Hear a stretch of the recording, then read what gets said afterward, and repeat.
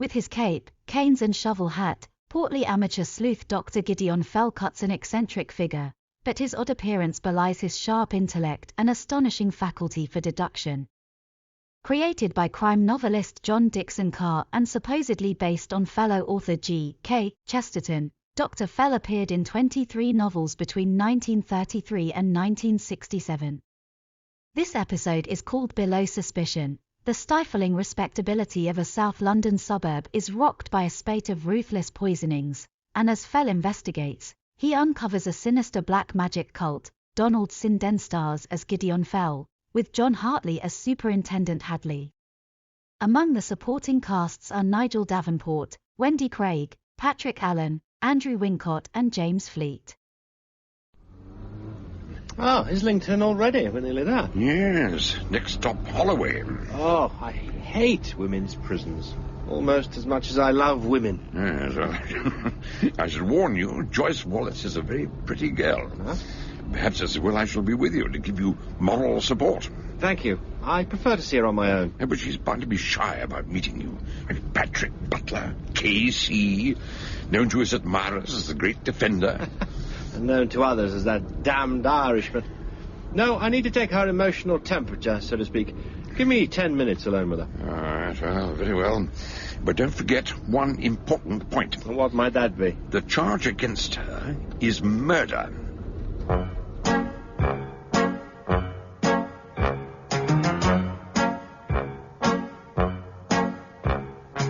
We present Donald Sinden as Dr. Gideon Fell in Below Suspicion by John Dickson Carr.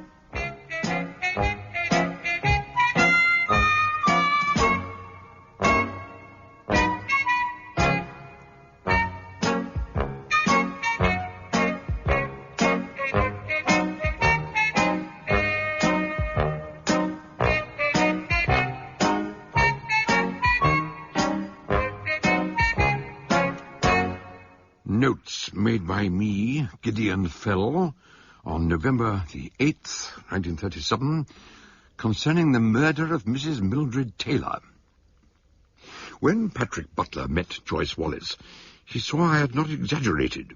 Although she was very frightened, she was also very attractive. Who are you? Please, don't be alarmed, Miss Wallace. My name is Patrick Butler. I shall be your counsel to defend you in court. Oh, but there must be some mistake.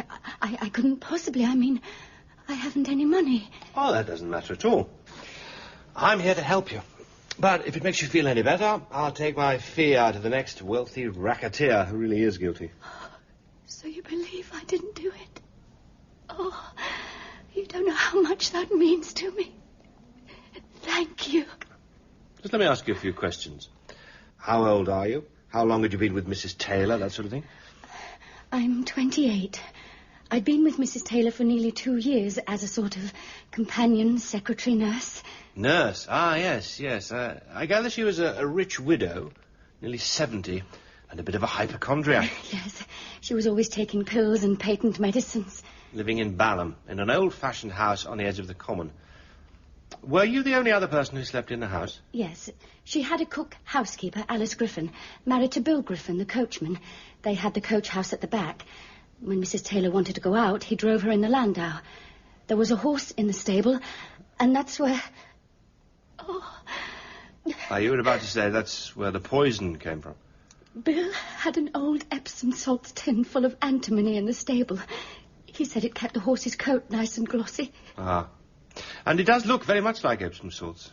A white, crystalline powder, soluble in water. But I didn't kill her. I swear I didn't. Of course not. Tell me everything you can remember. What happened on the afternoon before she died? She had visitors. Mr. Renshaw, he's her nephew, and his wife, Lucia. They came to tea. I was quite surprised. No? Why was that? Well, they live in Hampstead on the other side of London. They didn't often venture as far as Balham. Ah. Anyway, they had tea and I went to my room. About an hour later, the bell rang and it went on ringing and ringing. The doorbell? No, there was an electric bell in my room in case Mrs. Taylor needed me during the night. It's going to hang me. No. I'm quite sure. Please, let me finish. When I went to her room, the Renshaws had gone, and I found she was sitting up in bed, holding the bell push, the kind they have in hospitals, on a long cord. She'd gone into her bathroom and found her tin of Epsom salts was empty. She said it was my fault. By the time Alice came to fetch the tea things, Mrs. Taylor had worked herself up, screaming, "I know a young woman who'll get no bequest now. I'll ring my solicitor and make sure of that." What bequest? She'd left me £500 in her will. I know it's a lot of money, but please believe me. I'd never kill anyone, no matter how much. I'm sure you wouldn't. And what happened after that? She calmed down eventually. Alice made the supper and I remade the bed and settled her for the night. Then I went round the house, making sure the doors and windows were locked. I turned the key in the back door and went up to bed. I slept soundly, and I'm certain the bell in my room didn't ring. Only... Go on. Everyone thinks I'm lying. They say she must have rung the bell when that terrible pain began, but she didn't. Yes, I know. Just tell me what happened next morning.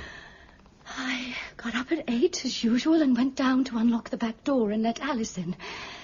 Then, while I was getting washed and dressed, I heard the bell ringing. I thought it was Mrs. Taylor getting angry all over again, so I rushed to her room. Alice had the bell push. Mrs. Taylor was lying on her side in a tangle of bedclothes. Somehow I knew at once she was dead. Please, tell me everything you can remember. On the bedside table was a tumbler with a teaspoon in it and some white sediment at the bottom of the glass.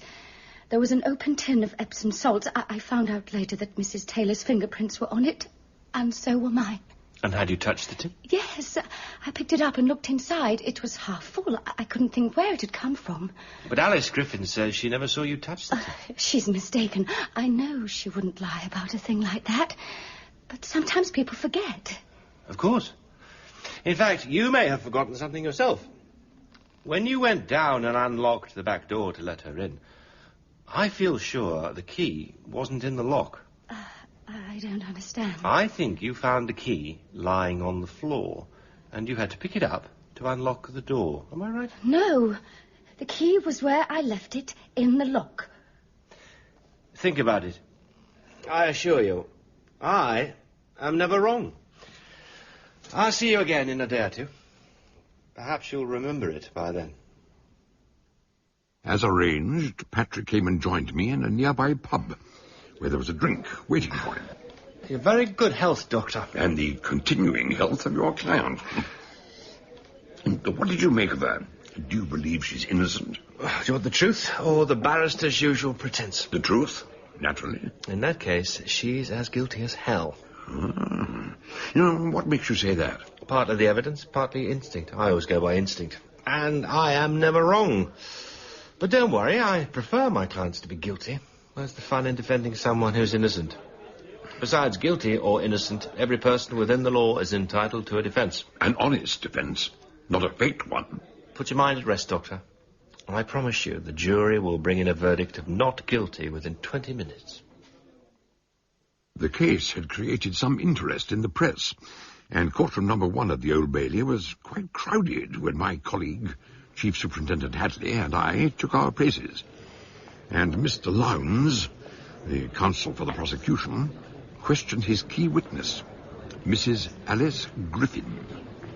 Mrs. Griffin, I understand that you and your husband occupy the coach house above the stable. Yes, sir. Was it your custom every morning at 8 a.m. to go from the coach house to the back door and be admitted by the prisoner who unlocked the door? Yes, sir. And she did so on the morning in question as usual? Yes, sir. No, not exactly. It was a bit different. different. Yes, sir. The key wasn't in the lock. It was lying on the mat inside.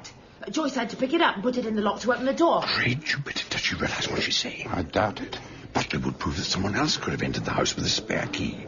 No wonder he's smiling. And no wonder Mr. Lowndes looks thunderstruck. Yes, well, why didn't you mention this earlier when you were questioned by the police? Well, sir, nobody asked me.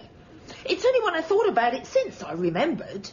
I heard the key go into the lock. Besides, the door swung open during the night, and me and Bill, Mr. Griffin, we heard it bang. The wind caught it and slammed it shut. Shook the whole house, it did. Hey, look at Butler. Now, that surprised him. It did indeed. But after a moment of sheer astonishment, Patrick Butler, KC, looked delighted. When he cross-examined the witness, he was still smiling.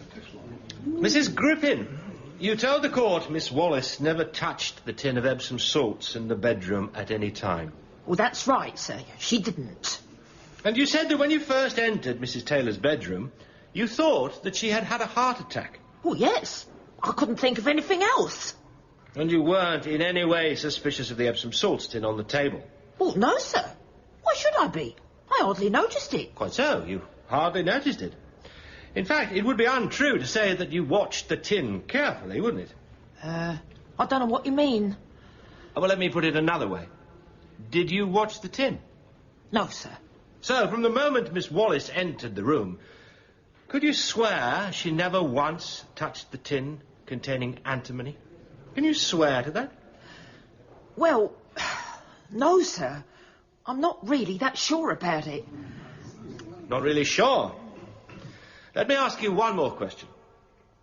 When you found the deceased and rang the bell to get help, was the bell push close to Mrs. Taylor's hand? No, sir, it wasn't. Otherwise, when she was took bad, she'd have rung for Joyce. Miss Wallace, wouldn't she? Stands to reason. So where exactly did you find the bell push? Well, it was hanging down behind the bedhead. She must have been in such pain. She couldn't reach it, poor soul. Thank you, Mrs. Griffin. I have no further questions. Patrick had been over-optimistic when he prophesied that the jury would reach a verdict in 20 minutes.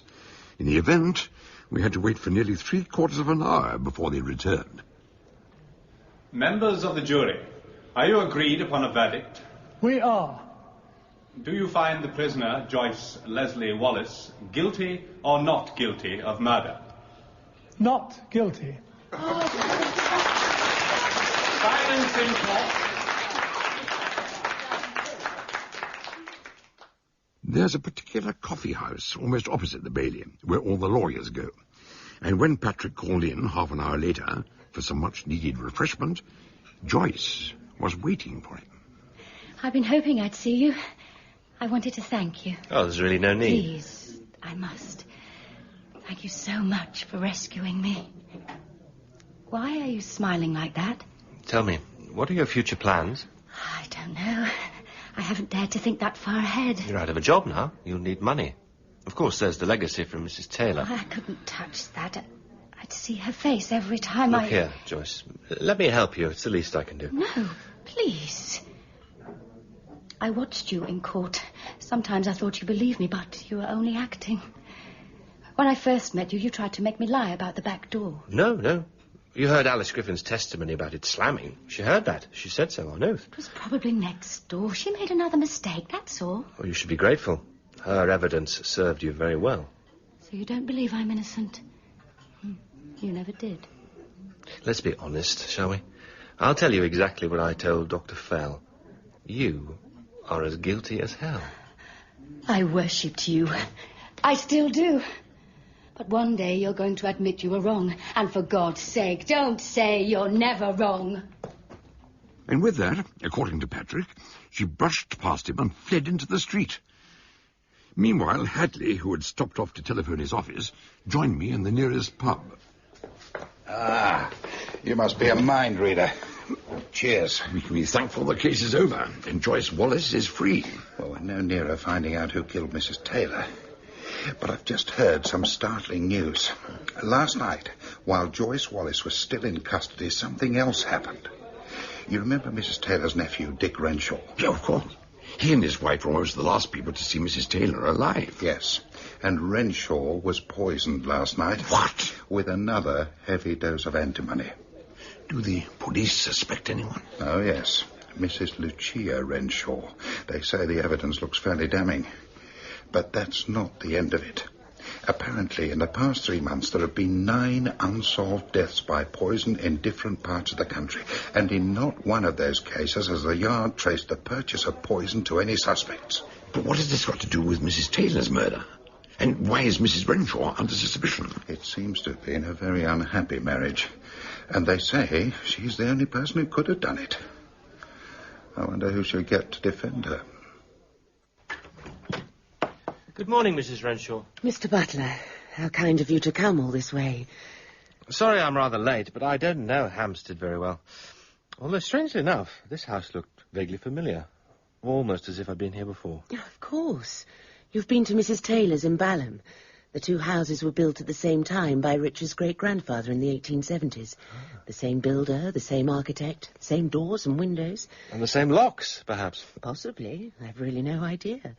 But what was I saying? Oh, yes. I wanted to apologise. I know I should have come to your chambers, but after everything that's happened, I really don't feel up to it. You must forgive me for entertaining you in my boudoir and in my dressing gown. Believe me, I feel extremely honoured. What nonsense. Now you've made me smile. Thank you. I haven't smiled much lately. Of course. I was sorry to hear of your husband's death. Yes. But I won't be a hypocrite. I must tell you, 2 nights ago, in this room, I asked Richard to give me a divorce. And an hour later, he was dead. I see. Tell me about your husband. What was he like? As a matter of fact, he wasn't unlike you. It's not just a slight physical resemblance, but your smile, your gestures, there are similarities. Really? Let's talk about the night before last. Do you mind telling me, why did you want a divorce? So many reasons. Of course, he was away from home a lot. He travelled a good deal on business, often for weeks at a time, but I was quite glad about that. And it's not because he'd been unfaithful. It was humiliating, but I'd almost got used to that too. No, we'd fallen out of love, and there was no future for us. And when you asked for a divorce, what was his reaction? He looked at me with absolute hatred. Then, without a word, he took a drink of water from that carafe on the table. It was a habit of his. Every night before he went to bed, he drank some water, straight from the carafe. Then he began to get undressed. He was very angry. He suddenly said, "Unless you can find evidence against me, which you can't, you'll never get a divorce. Remember what happened last time you tried it." A few minutes later, a strange look came over his face. He went into the bathroom and I heard him being violently ill. When he came back, he collapsed onto the bed. He looked ghastly. Then he said... I can't tell you what he said. I'm afraid you must. It's very important. Well, he said, "You've poisoned me, you bitch." Then he rolled over and I rang for the doctor, but it was too late. It was antimony, I understand, in the water carafe. Yes.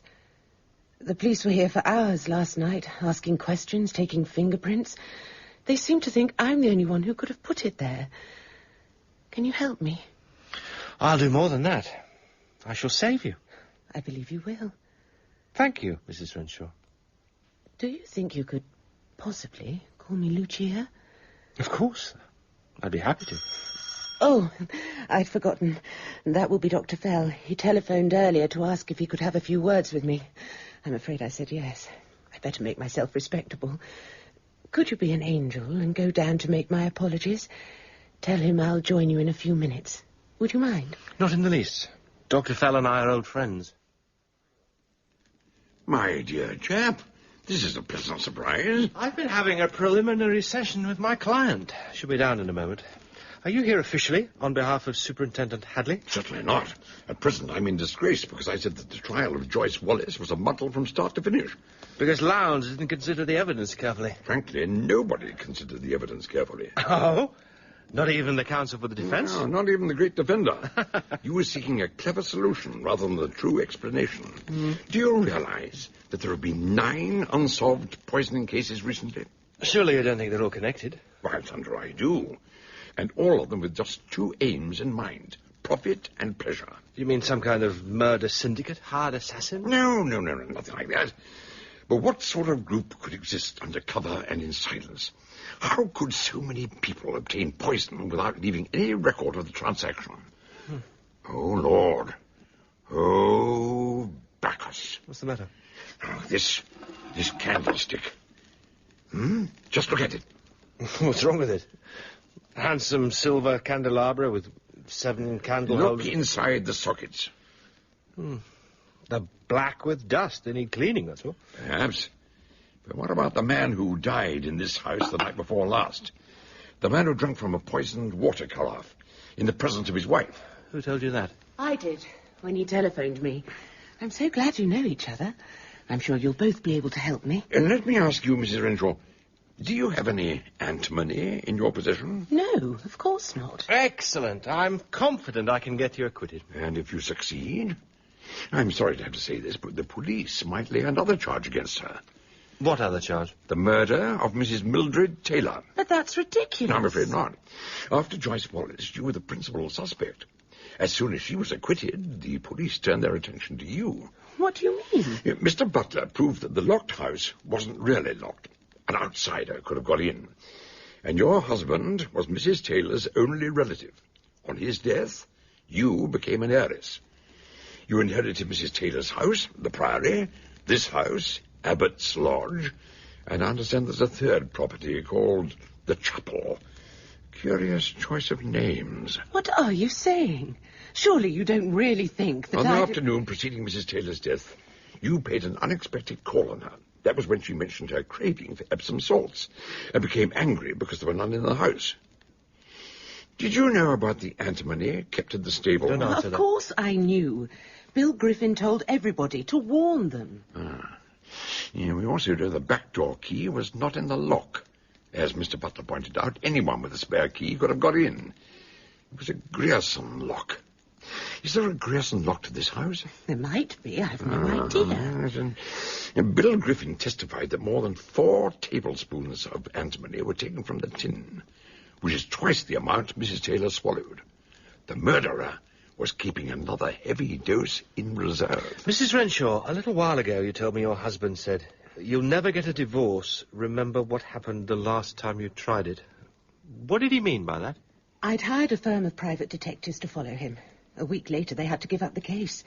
One of their operatives was so badly beaten up, he finished up in hospital. So you thought you'd never get free from your husband? But if you're suggesting that I'm not suggesting anything.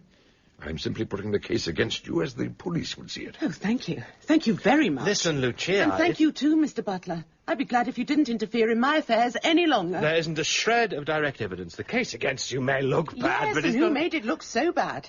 Just get out, both of you. Get out of my house. We left with as much dignity as we could muster. I expected Patrick to be angry, but he seemed rather preoccupied. The following morning, at his bachelor apartment in a cul-de-sac off Pall Mall, he had 2 callers. The first by telephone. Patrick Butler? Oh, Patrick, can you forgive me? Lucia, I was just thinking of ringing you to apologize. But you did nothing wrong. I was a beast and an ungrateful wretch. Don't say another word. Naturally, you're upset. Yes, I was, but how can I ever make it up to you? Very easily. You can have lunch with me today. Oh, I can't.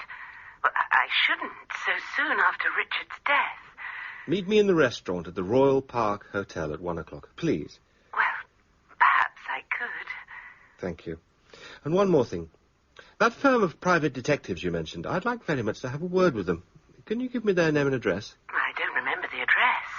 It's somewhere off Shaftesbury Avenue, but the name is Smith and Smith. Discretion guaranteed. You'll find it in the phone book. Oh, damn, it's someone at the door. The postman, probably. I'll have to go. Don't forget, the Royal Park, 1 o'clock. I'm looking forward to it. Oh, yes, so am I. But when Patrick opened the front door, it wasn't the postman. Good morning. Miss Wallace? May I come in? Well, as a matter of fact, I was... Thank you. I expect I'm being a nuisance, but this really is important. Through here. Oh, what a lovely room. It's like a library. Would you mind telling me what this is all about? In last night's paper, I read about Mr. Renshaw being poisoned. Are you going to defend Mrs. Renshaw? Well, yes, but I thought so. And I believe I can help you. How do you propose to do that? You want to know the motive for those 2 murders? Of course, but I don't see what... I worked for Mrs. Taylor for nearly 2 years, and I couldn't help noticing things, little things. You see, Mr. Butler, your trouble is you're not very observant. Oh, really? Really. Of course you see things, but you don't always understand what you see, if you know what I mean. Yes, I think so. But I can only say that no one else has ever accused me of being unobservant. It might have been better if they had. And another thing. Well, thank you. I really don't have time to... This case involves women. That's where I have the advantage over you. You don't really understand women, do you?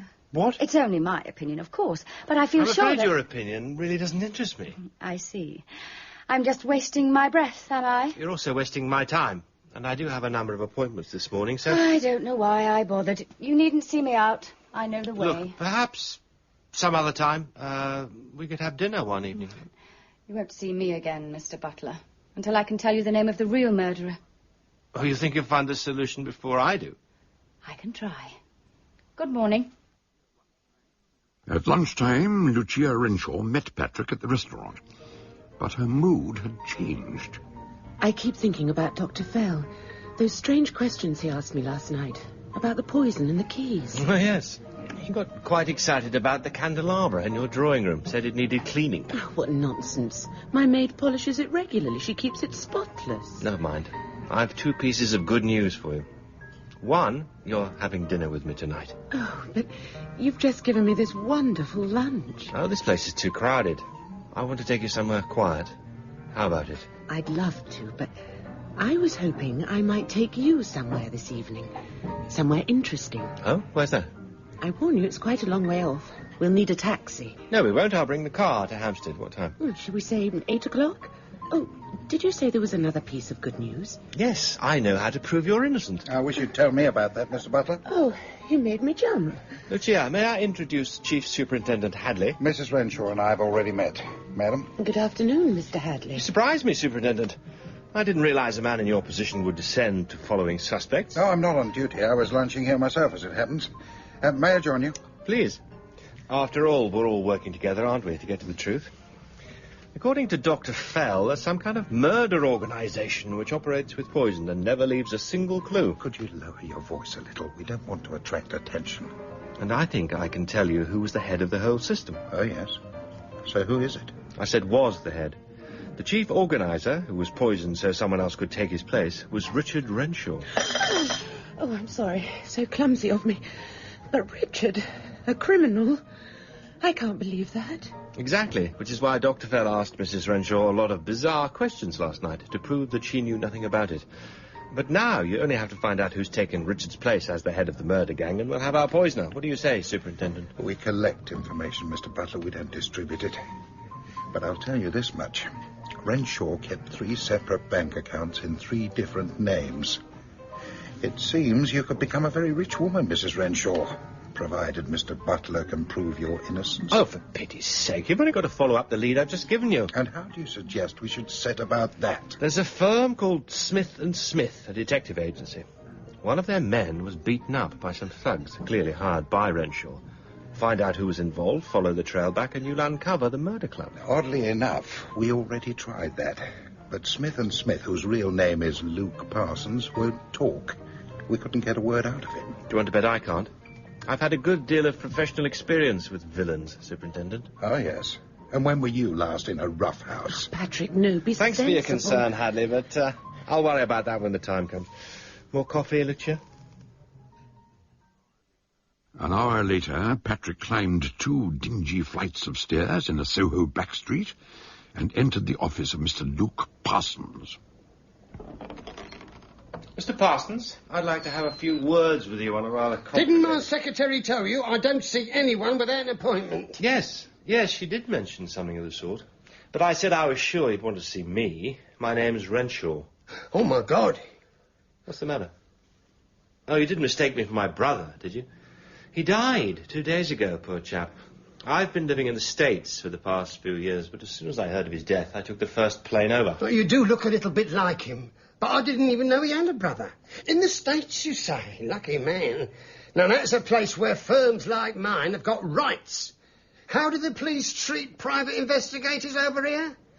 Like dirt, that's how. Yes. As a matter of fact, I have a little business of a strictly private nature. Oh, my dear sir, sit down. Look, make yourself comfortable. If you just give me the facts. Well, it's rather hard to know where to begin. It generally is. There's a lady involved, perhaps. In a way, yes. Very understandable. But you know our motto, discretion guaranteed. Just look on me as a sympathetic friend, yes? I'll try. The fact is, I run quite a flourishing business in the States. Oh, yes, yeah. May I make so bold as to ask the nature of it? It's the same business Dick directed over here. Except I like to think our cloak is better organised. Excuse me, I don't want nothing to do with that. No, I don't want to involve you in my business. But, you may remember some time ago my brother had a little problem concerning his wife. Oh? Did he? Dick got a couple of enterprising lads to, what should I say, get to work on one of your staff. I want to find those 2 lads and take them back to the States, that's all. Sorry, don't know nothing about that, can't help you. It would be worth your while. Would £100 help to persuade you? I could tell you where you might find 2 certain people. I can't promise anything. But I need your assurance that my name would never be mentioned. What do you take me for? There you are. Now tell me their names. I can only give you one of the names. Henry Lord. You'll most likely find him at the pool hall in Bellman's Yard off of Dean Street. Not a word to anyone, mind. Bellman's Yard was at the heart of Soho, the wicked square mile. Behind an iron railing and down 3 steps in a shallow area, there was a grimy window with the word billiards in enamel letters. A few men were playing pool. One looked up as Patrick entered. Hello. Do I know you? I don't think so. My name's Renshaw. Bob Renshaw. I believe my brother used to come here sometimes, and I was hoping I might meet a friend of his, Henry Lord. Sorry, he's not here. But I've sort of took his place, and you're welcome to stay in case he turns up. How about a game while you wait? I don't know much about pool. I've played snooker. Oh, you'll soon pick it up. Here, take my cue. Getting a bit of practice. Thank you. Very aware that he was being watched, Patrick obeyed. He wasn't trying to play, just potting at anything on the table. Slowly, he became aware of a silence behind him. The room had emptied. Looking back, he saw he was almost alone, except for the man who had spoken to him and one other, raw-boned and with a broken nose and built like a prize-fighter. When he spoke, Patrick saw he had 2 gold teeth, which gleamed under the lights. He ain't much good at that game, is he, Henry? Nah, he's not much good. I mean, he ain't no good at that game at all. I think you must be the 2 men I was hoping to see. He says he wants to see us, Henry. Now, why would he want to do that? I reckon we better find out. As he spoke, Henry drew a heavy pair of brass knuckles from his pocket, fitting them on his right hand. I wonder what he'd do if you was to stroke him with those. I don't expect he'd like it. Nah, but he couldn't do nothing about it, could he? Fear crawled through Patrick Butler. He studied the balls on the pool table, but with a throw of, say, 25 feet, they could smash a skull to pulp. We don't want him to start calling us names, do we? I don't think he'll be able to call us names. But what do you think he might call us, if he could still talk? I'd call you a pair of bastards. What do you propose to do about that? You're going to get it now, all right. Patrick's arm whipped forward, and he threw to kill. The ball struck the man's shoulder and spun him sideways, falling back into the rack of cues. For several seconds, Patrick fired at the thugs as fast as he could snatch up the pool balls, yellow, red, and blue missiles streaking across the room. Then he made a dive for the door and escaped. At 8 o'clock that evening, he collected Lucia, and as they drove across the river into South London, he gave her a brief outline of his adventures at the pool hall. He felt he should warn her about the kind of people they were up against. Oh, Patrick, suppose they come after you. Next time you could be badly hurt. Don't worry. I rang Hadley with a description of both men. He'll have them in for questioning by now, and he'll beaver away until he finds out who's running this murder club. Do you think those thugs know who's running it? Do we even know if it really exists? Thanks to a rat-faced man called Luke Parsons, I believe they were expecting me at the pool hall. But why would he let two criminals know he's just betrayed them? He'd never do that. No, but he might have warned the head of the murder club, whoever he is, and he might have warned the thugs. Oh, I wish you'd never got involved in this. If anything happened to you... Nothing's going to happen to me. Let's change the subject. Where's this special place we're going to? What's so special about it? It's called the Chapel. Not far from the Priory, where Mrs. Taylor lived. Ah, yes, the third house. Who lives there? Nobody. And it isn't a house. You'll see. Oh, I recognise this. Isn't this the road? Yes, that's the Priory, on the right. Oh, what's the matter? Why are we stopping? Well, there's no one living in the house now, is there? No, of course not. I saw a light in the first floor window. There it is again. But who on earth... Oh, Patrick, I'm frightened. I'm going to find out what's going on. Stay here. No, I'm not staying in the car by myself. I'm coming with you. This is the drawing room. There's no sign of anyone. Perhaps it was a trick of the light. The headlamps reflected on the window. Something like that. No, I saw a light moving around. Probably a torch. Please, Lucia, I wish you'd go back to the car. I wish you'd stop all this detective nonsense. And I wish you both clear out and leave me in peace. Doctor, what the devil are you doing here? An apt choice of words. I came here to investigate, and my investigation has already uncovered some devilish secrets. If I may say so, your cryptic remarks sometimes sound very much like sheer hocus-pocus.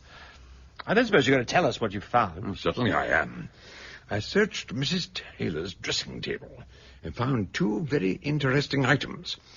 A silver cross on a chain and a pair of garters. Now I know you're teasing us. Women don't wear garters nowadays, or so I'm told. Do they, Lucia? Oh, I know Aunt Mildred was a little old-fashioned, but no, I don't think so. Perhaps I should add that there was something strange about both these items. The cross was hanging upside down on its chain, and the garters were bright scarlet. And does that bring us any closer to the murder club and the person who runs it? Oh, yes. Will you tell us how? I can and will. You deserve to know the deadliness of the enemy you're fighting. Oh, by the way, Hadley told me about your escapade this afternoon. But I'm afraid the police raid on the pool hall was a fiasco. What do you mean? One of your adversaries, Henry Lord, is now in hospital with a fractured shoulder.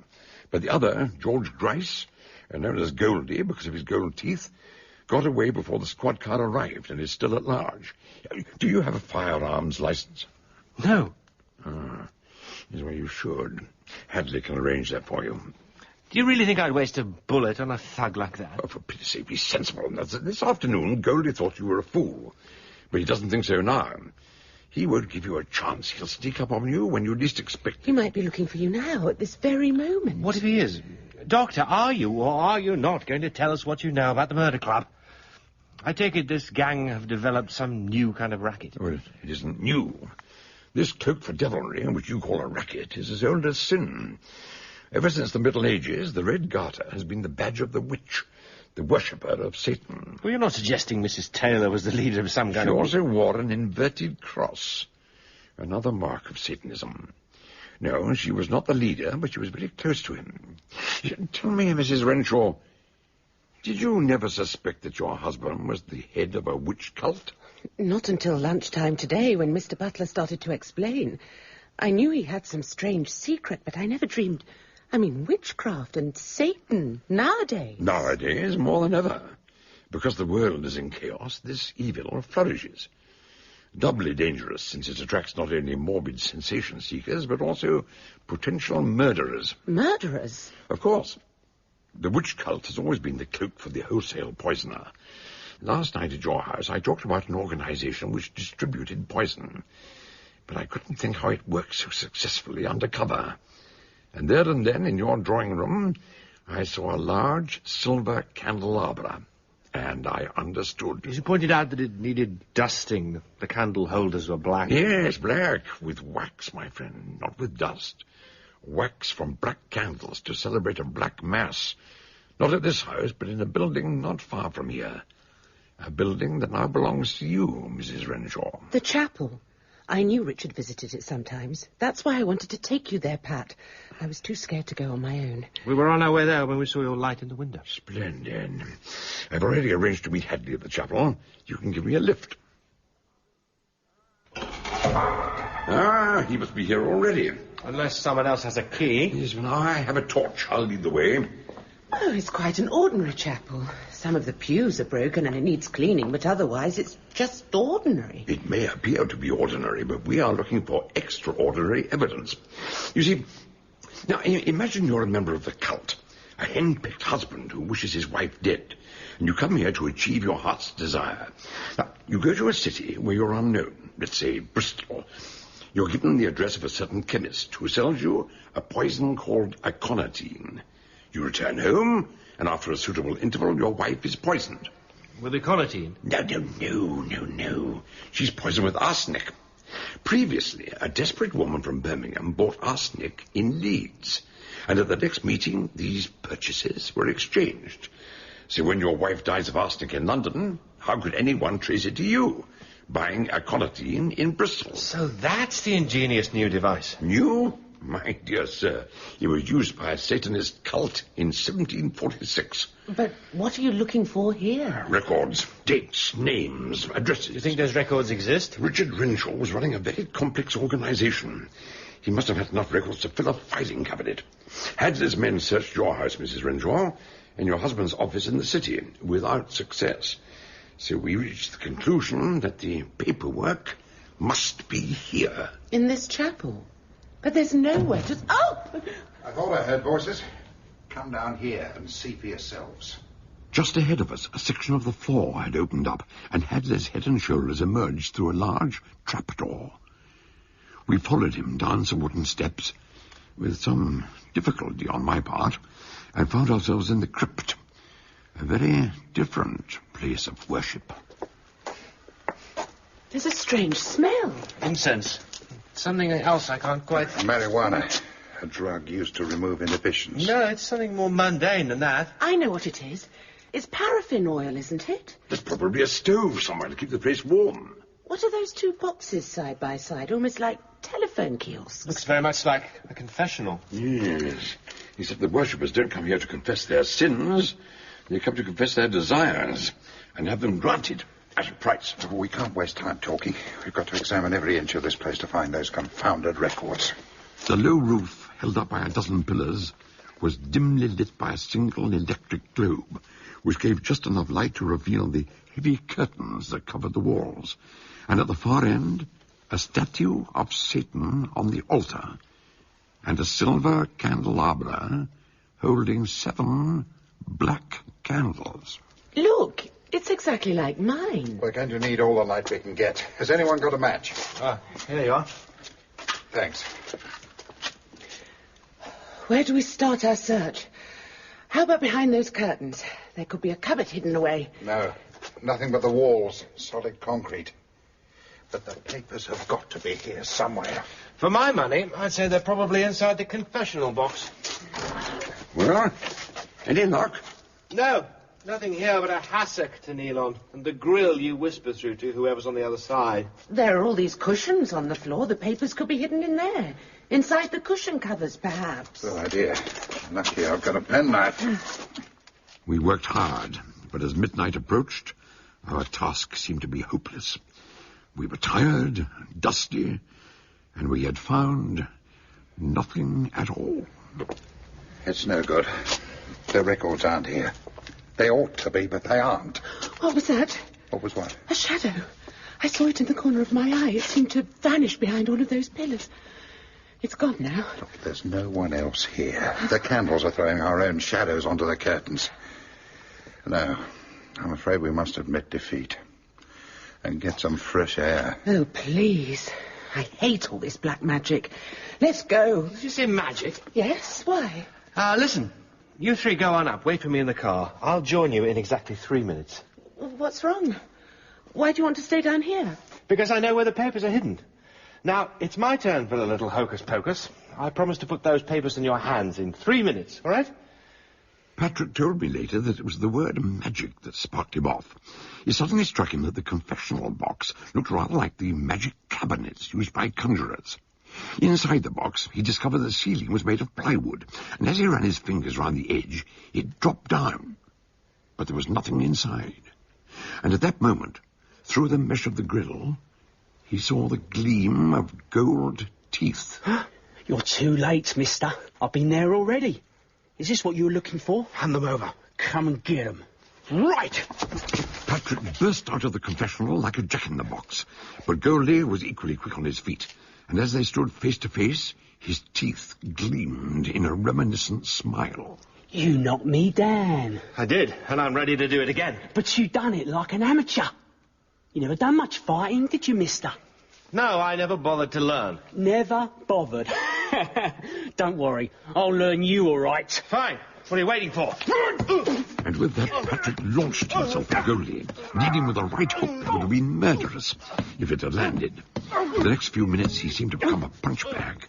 As he fell, he was vaguely aware that he had knocked over the candelabra. Coloured lights exploded around him. Or were those tongues of flame licking along the edge of the curtains? Blimey, look out! Put your hands up, you! Come off it, we can't stay here. Why not? Because we'll be burned alive, that's why. We've got to get out. You're not leaving here till you give me those papers. And that was when the paraffin vapour went up in a sheet of flame. Goldie tried to make a dash for the stairs, but Patrick was too quick for him. Are you farming? Get your hands off me! Give me those papers and I'll let you go. Here, take your bleeding papers. All right. You fought fair. Withdraw all charges. Guard! Goldie stumbled up the stairs, and Patrick grabbed the scattered papers from the carpet as the flames crept closer. Then, choking in the thick smoke, he too made his escape. Next day, Patrick cancelled all his appointments, and when I called on him that evening, he was still bearing some signs of the punishment he'd taken. Please, sit down, make yourself comfortable. Thank you. And are you fairly comfortable? Frankly, no. It even hurts me to talk. Oh, cheer up. I'm sure nothing will ever stop you talking. Have you spoken to Mrs. Renshaw today? No, not yet. Yeah, but my dear chap, she'll be so worried. You were in a terrible state when she last saw you. What do you mean by that? Oh, we've been sitting in the car waiting for you. We didn't know what was going on in the crypt. Suddenly a smoky-faced man staggered out of the chapel and ran off down the road. A few minutes later, you appeared, handed me a bundle of papers, made an elaborate apology for keeping us waiting more than 3 minutes, then collapsed in a dead faint. I have never fainted in my life. Well, let's say that you were momentarily indisposed. Mrs. Renshaw took one look at you and the papers, then got out of the car and walked off into the night. I haven't seen her since. Finally, I understand from Hadley that you do not wish to prefer charges against your assailant, Mrs. Goldie, George Grice. Yes, yes. I just found this piece of paper stuck to the windscreen of your car. I don't know how long it had been there. All day, I imagine. You and me haven't finished yet. G.G. Incidentally, have you seen the evening paper? No, why? A private inquiry agent found strangled. Shortly after 6 o'clock last night, the body of Mr. Luke Parsons was found by a charwoman cleaning the detective agency offices. The victim, who had been first stunned by a blow to the head, was found seated at his desk, strangled with a scarlet cord looped round his neck and slowly tightened. I see. So this is the showdown, the third and final round. Did you do as I suggested? Get yourself a gun? No, and I shan't. But don't you understand you now have two sets of enemies? Goldie and his cronies, perhaps, and the new leader of the witch cult. Don't you see that? I see we now have 3 murders and 1 murderer. There are also 3 servants. One is Alice Griffin, Mrs. Taylor's housekeeper. The second is Joyce Wallace, Mrs. Taylor's companion nurse secretary. Now, I know Alice Griffin was telling the truth, and I know Joyce Wallace did not kill Mrs. Taylor. But we all overlooked Mrs. Renshaw's servant, a girl called Kitty Owen, who was responsible for cleaning the candelabra, a conventional domestic. and as such, she was below suspicion. Below suspicion? What do you mean by that? In a detective story, no one is above suspicion, but certain people are assumed to be below it. Any minor role, like a servant, is merely a cardboard character, which is what misled us all. May I try to explain? I should be extremely grateful. The explanation took quite a while. By the time I'd finished, it was dark outside, and I suggested we should close the curtains in case of any passers-by. This is a cul-de-sac. We don't have any passers-by. Or were you thinking of an uninvited guest? The documents you found last night proved without any question that Renshaw was the former head of the cult and Mrs. Taylor the second in command, with a third person to assist both of them. Therefore, I think... Forgive me, but it's getting late. If you'll excuse me. Very well. I shall take my leave of you. And I shall see you out. When he opened the front door, the little cul-de-sac seemed very dark. It was impossible to tell who might be lurking in the shadows. I'll walk to the end with you. You'll be able to pick up a cab pretty easily. Oh, I'm sure I shall. Oh, I found this book at Mrs. Taylor's on the history of witchcraft. It might interest you. Thank you. I wonder if her spirit is hovering tonight. I don't know. But I think someone else may be. Then you'd better not hang about. Get home safely. I shall say good night to you, sir. To a man whom, despite certain eccentricities, I admire very much. Good night, Doctor.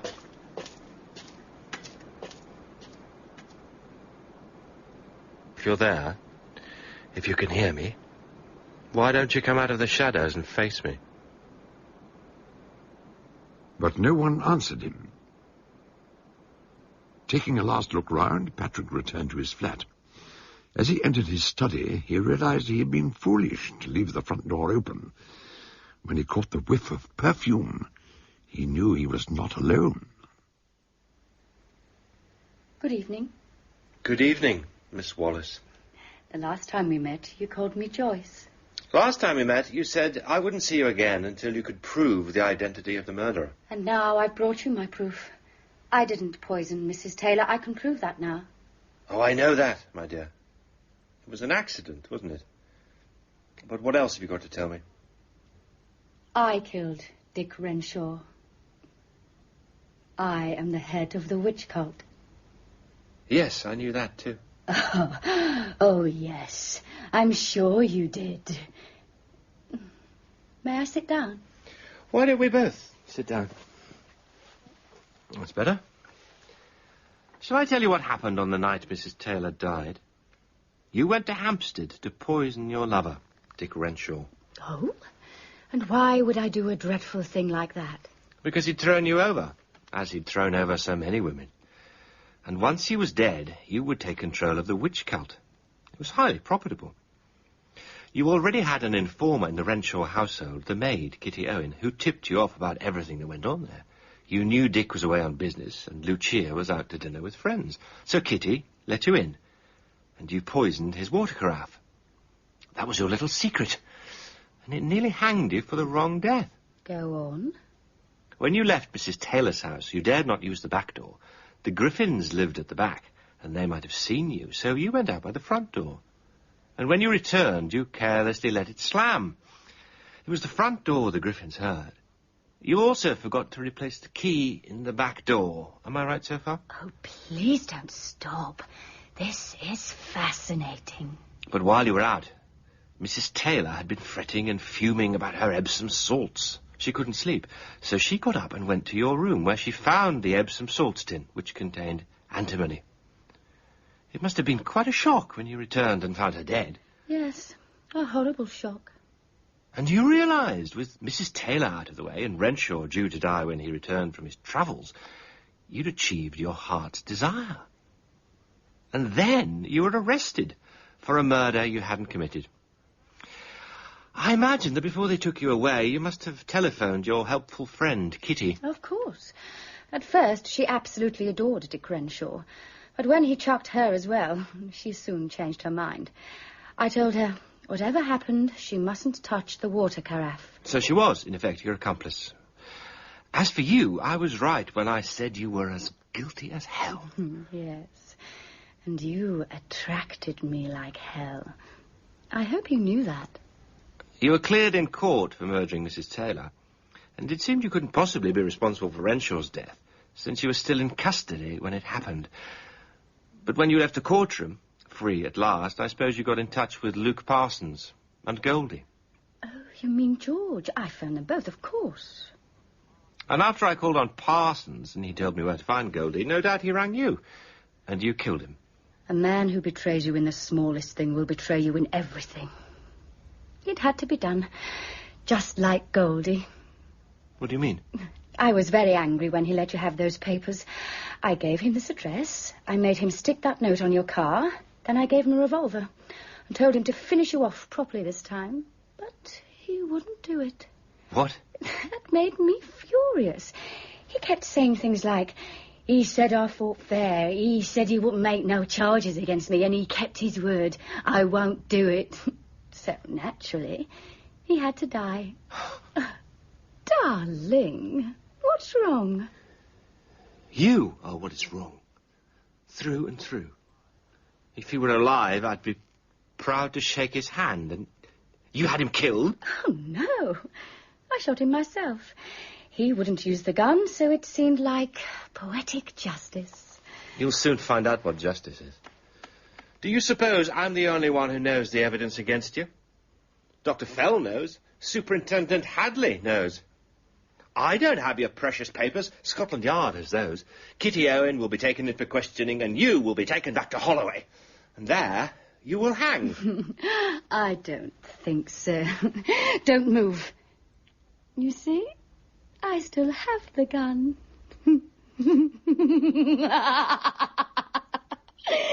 So, you knew I was a murderer. All the time. As I believe I mentioned, I am never wrong. My dear Patrick, now that the trial of Joyce Wallace is over, I venture to answer your letter. The girl is a fanatic, and I think the jury realized that. I believe the verdict of guilty but insane was both merciful and sensible. I do wish to congratulate you on your engagement to Lucia Renshaw. She is as charming as you are gallant, and I'm sure that you will both be very happy. You should be grateful to gallantry, my dear fellow. After all, if you had not bowed gracefully to Joyce Wallace when she fired at you, that bullet would have entered your heart instead of striking your collarbone. That you will live a long while to enliven this dull world is the hope of yours sincerely, Gideon Fell.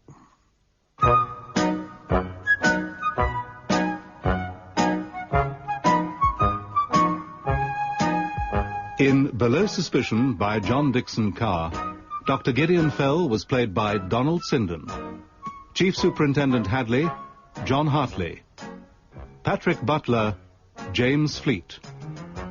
Joyce Wallace, Connie Walker. Lucia Renshaw, Becky Hindley. Alice Griffin, Richenda Carey. Luke Parsons, Terence Edmund. Henry Lord, Mark Holloway. George Goldie Grice, Christopher Brennan. Other parts were played by members of the cast. Below Suspicion was dramatized for radio by Peter Ling and directed by Enid Williams.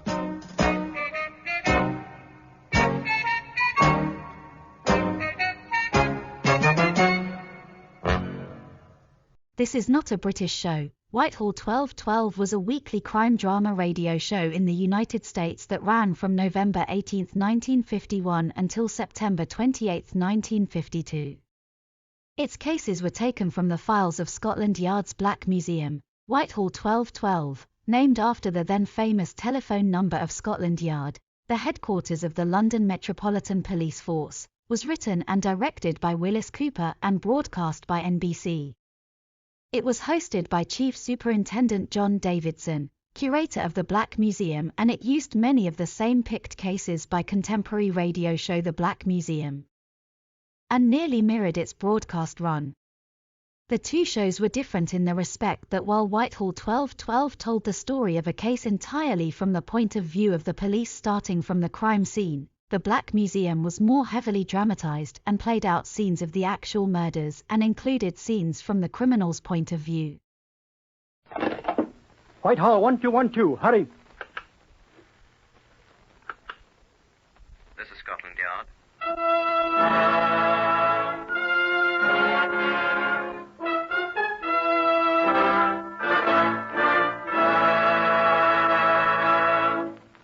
For the first time, Scotland Yard opens its secret files to bring you the authentic, true stories of some of its most baffling cases.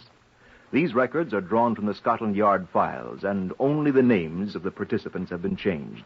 The research has been prepared by Mr. Percy Hoskins, chief crime reporter for the London Daily Express. The stories for radio are written and directed by Mr. Willis Cooper. Here are the principal participants in Scotland Yard case number 397 MR381. Stanley Russell, shop clerk. Mr. Russell is not to be found. Mrs. Hope Russell, his wife. Mrs. Russell was reported missing on the day before Good Friday. Adolf Hitler's Luftwaffe.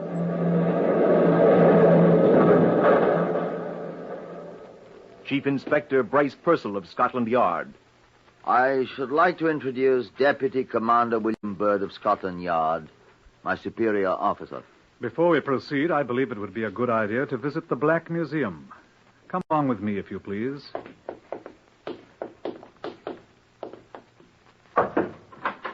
After you, sir. Good afternoon, John. Good afternoon, sir. This is Chief Superintendent John Davidson, curator of Scotland Yard's Black Museum. Well, how do you do? You came about case number 397 MR381, I believe you said, sir? Right. Will you tell us about it, John? Well, this is the exhibit. No, don't touch it, please. It's quite fragile. And as you can see, it has already been broken. We have a great many other exhibits of crimes in these rooms. Murder weapons, blood-stained garments, bullets that have snuffed out many lives, death masks and many notorious criminals. Almost every instrument of violence that can be conceived. I should explain that these gruesome objects about us are not merely souvenirs. Many of them have aided our men in solving other crimes and bringing the perpetrators to justice. Now, this one. Tell us what this thing is, John. This is Mrs. Hope Russell.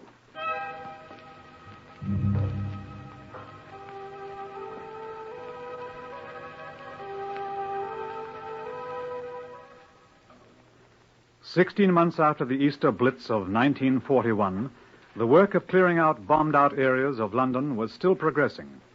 On the 12th July 1942, the Scotland Yard Information Room received an urgent call from P.C. John Dunn of the Kennington District. A patrol car in which Chief Inspector Purcell was riding was dispatched to the scene, a partially destroyed Baptist chapel. I was directed to the spot by P.C. Dunn, who was on point duty at the road intersection. Right over there, sir, where you see the men standing. They found something, sir. The navvies that's working here. Right, thank you. Morning, boys. Morning. What have you found? Who are you, mate? I'm Chief Inspector Purcell, Scotland Yard. What's up? Down, sir? Down there. In that hole, sir? Yeah. It's an old burying vault, sir. What is it? A skeleton, sir. He's dead. Up down, Georgie and Sean, with your torch. All right. Here you see, sir. Here he is. Stand to one side, will you? He's off under this stone slab, sir. See? I see him. Well, what's so strange about a skeleton in a burial vault? There ain't been anybody in there since 1934, sir. 1935. I was in that gang that moved the old corpses out of here, Herbert. It was 1934. We didn't leave a one. God bless you. It's quicklime down here, sir. Quicklime?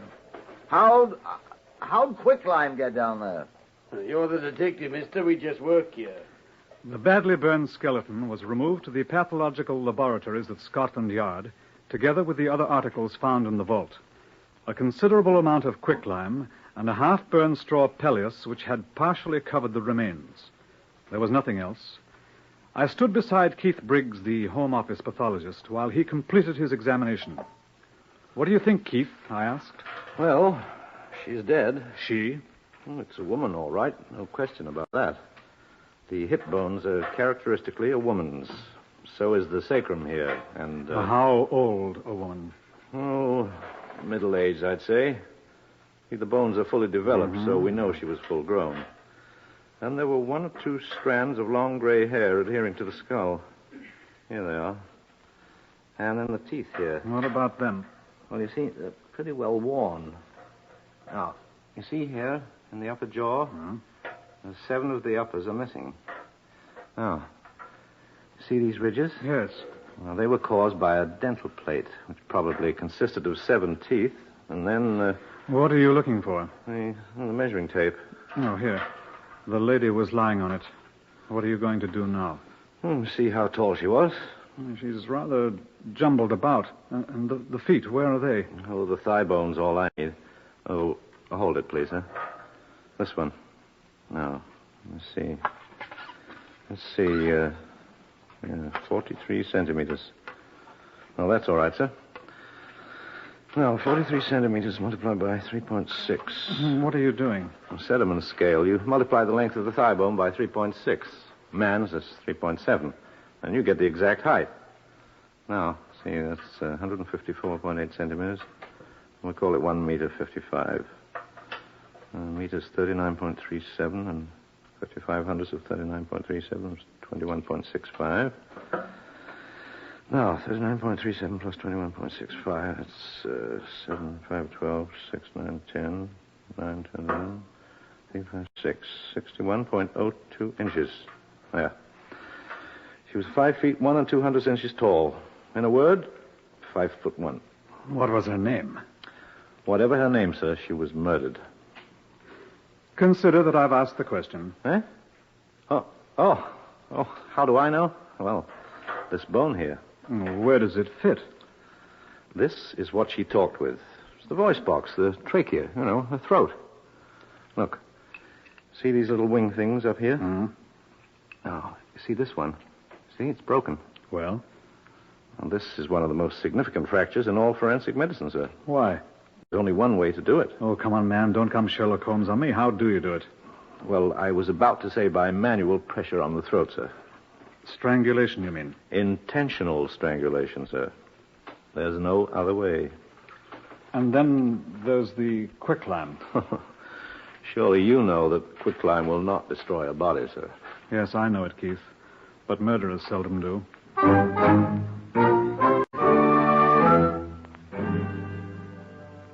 Reference to the ARP records showed that every other casualty and missing persons in Kennington had been accounted for. It was apparent that the victim had not been a resident of that district. I caused bulletins and charts of the teeth to be sent to all the dentists in London for identification. No results were forthcoming, and we were forced to conclude that the dentist in question had become an air raid casualty, or that the work had been done in some other city. I gave Purcell a very difficult assignment. Difficult, sir? Well, it's not so difficult, but it's tedious. It'll take a long time. I know, but it's got to be done. I'm strongly of the opinion that it was murder. We checked carefully, sir, and the only quicklime on the entire premises was that in the vault with the skeleton. I thought they might have dusted the entire place with quicklime for sanitary purposes, but they hadn't. Certainly looks as if someone had wanted to dispose of a body. Until we know who she was, we'll never discover who he is. Yes, sir. Well, I'll get cracking. I'll need men to go over the missing persons registers, sir, to find the names and addresses. Every woman 5 feet tall, of middle age with gray hair, who is still missing now. And then I'll need more men to make inquiries of all the next of kin to see which of them wore false teeth. And to find out which one wore an upper plate that matches the one in Briggs's chart here. It'll take a good many men and a good bit of time, sir. You can get the men, Purcell, and we've got the time. Good luck. Oh, thank you, sir. Nothing whatever happened for 2 weeks, except for the unrewarded activities of Purcell's men. I had a minor inspiration about the 7th day. Put me through to Sergeant Bowles, please. Commander Bird here, Sergeant. I should like you to send me all the file copies of the Metro operations for the period 2 weeks before to 2 weeks after the Easter Blitz of last year, please. Yes, at once, if you please. The Metropolitan Informations is a daily newspaper containing digests of all the crime news. It is usually invaluable. I pored over every issue, looking assiduously for an item that might prove of some help. I had reached the end of the first week after the date the Kennington Chapel was destroyed with no results whatever when Purcell reported. Found, sir. Oh, good. Here. Here is the missing plate. That's much better than I'd hoped for, Purcell. Apparently the plate hurt her mouth. She often left it at home. As a matter of fact, I found it at her sister's. Oh? I stopped upstairs to see Keith Briggs in the laboratory, and they fit exactly, allowing for the fact that there's no flesh on the jawbones. Ah, here's Keith. Is that right, Keith? That's right, sir. And the marks on the skeleton's teeth coincide exactly with these little clamps here. I've brought the skull down. Yeah. You see, sir? Oh, she looks very fine. Congratulations, Purcell. Thank you, sir. The only thing is, she was reported missing 3 days before the raid that destroyed the chapel. She was? It's in all the records, sir. Where were you, madame? She might have been hidden in the vault. Immediately she was murdered, sir. And then the fire, when the place was bombed... It must have been quite a hot fire. Let's see. The Kennington Fire Brigade, please. Yes. Oh, what's her name, Purcell? Mrs. Hope Russell. Russell. Hope Russell, did you say? Oh, hello. Is that the Kennington Fire Brigade? The senior company officer, if you please. I'll wait. Hope Russell. I've run across that name somewhere. Yes? Thank you. Hello, this is Commander Bird at Scotland Yard. Do you remember during the Easter Blitz last year when the Baptist Chapel was destroyed there in Kennington? What I wanted to know was that a very severe fire... What? There was no fire? What? No fire whatever when the chapel was destroyed? Oh, 2 days later. How very curious. It was reported by whom? The Kennington police. Or wasn't there a... Oh, look here, old chap. I'm sending at once for their divisional superintendent. Could you possibly come along with him to my office at the yard? Yes. I'm afraid it is rather important. I'll have him pick you up in his car. Thank you so much. At once, yes. No fire. Keith, would you mind? Get him and the fire chap over here at once. Use my name. Ask them both to bring their records for that night. Please. All right, sir. Huh. No fire, eh? What's that woman's name, Purcell? Mrs. Hope Russell. I knew I remembered it. Look at this. Metro Informations, eh? Look under articles lost and found. I was just reading it. Lost and found. Here, the third item. Read that. Found by Postmistress Guilford, Surrey, in the post office yesterday, a woman's purse. Black leather, plain, strap. Contents, lipstick, comb, mirror, 2 London tram tickets, 11pence in coin, ration book, identity card, issued to Mrs. Hope Russell. Well, what was she doing in Guildford? Look at the date of the paper, Purcell. April... What was she doing in Guildford 3 days after the air raid in Kennington?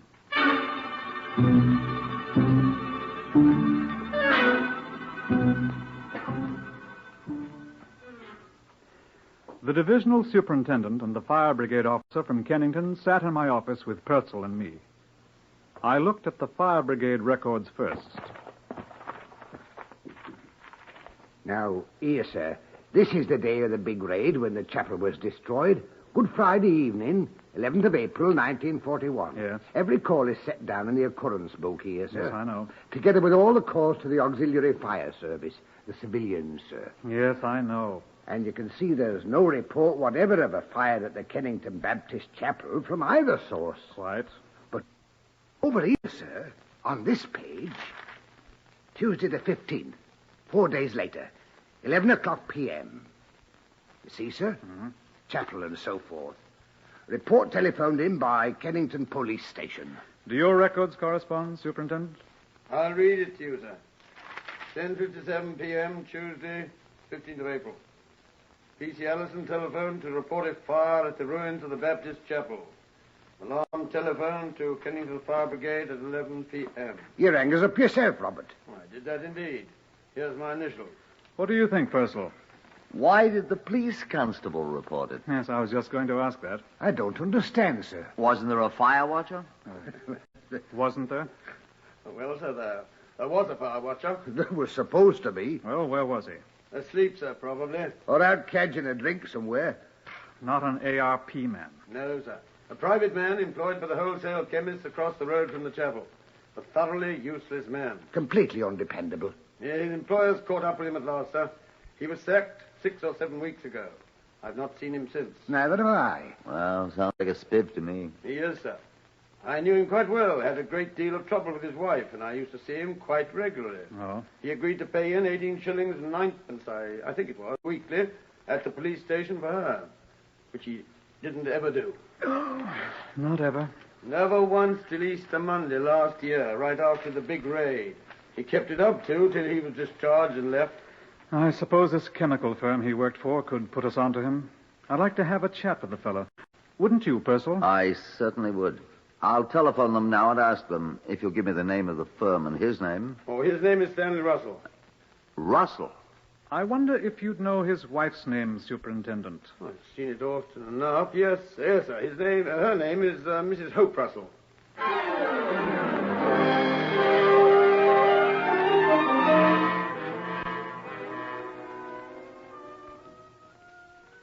In The Pirates of Penzance, Gilbert and Sullivan complain bitterly that a policeman's lot is not a happy one. I subscribe most heartily to that sentiment. I would like you to hear Chief Inspector Purcell's report to me, just as he gave it, in my office. Well, Purcell, I said, did you find our Mr. Stanley Russell all right? Not there. Well, you've left men to wait for him, haven't you? Sir, I got the address of the place. Sergeant Hatton and I drove there in a yard car driven by Constable Small. Get on with it, man. The whole bloody place was gone, sir. Gone? The whole bloody block was destroyed. Destroyed by an enemy bomb in an air raid 6 months ago. One day after Russell moved in. Not one person in the whole building's been heard of since. Sir, I respectfully request permission to go somewhere and get howling drunk. You know, Purcell, I think I'll go with you.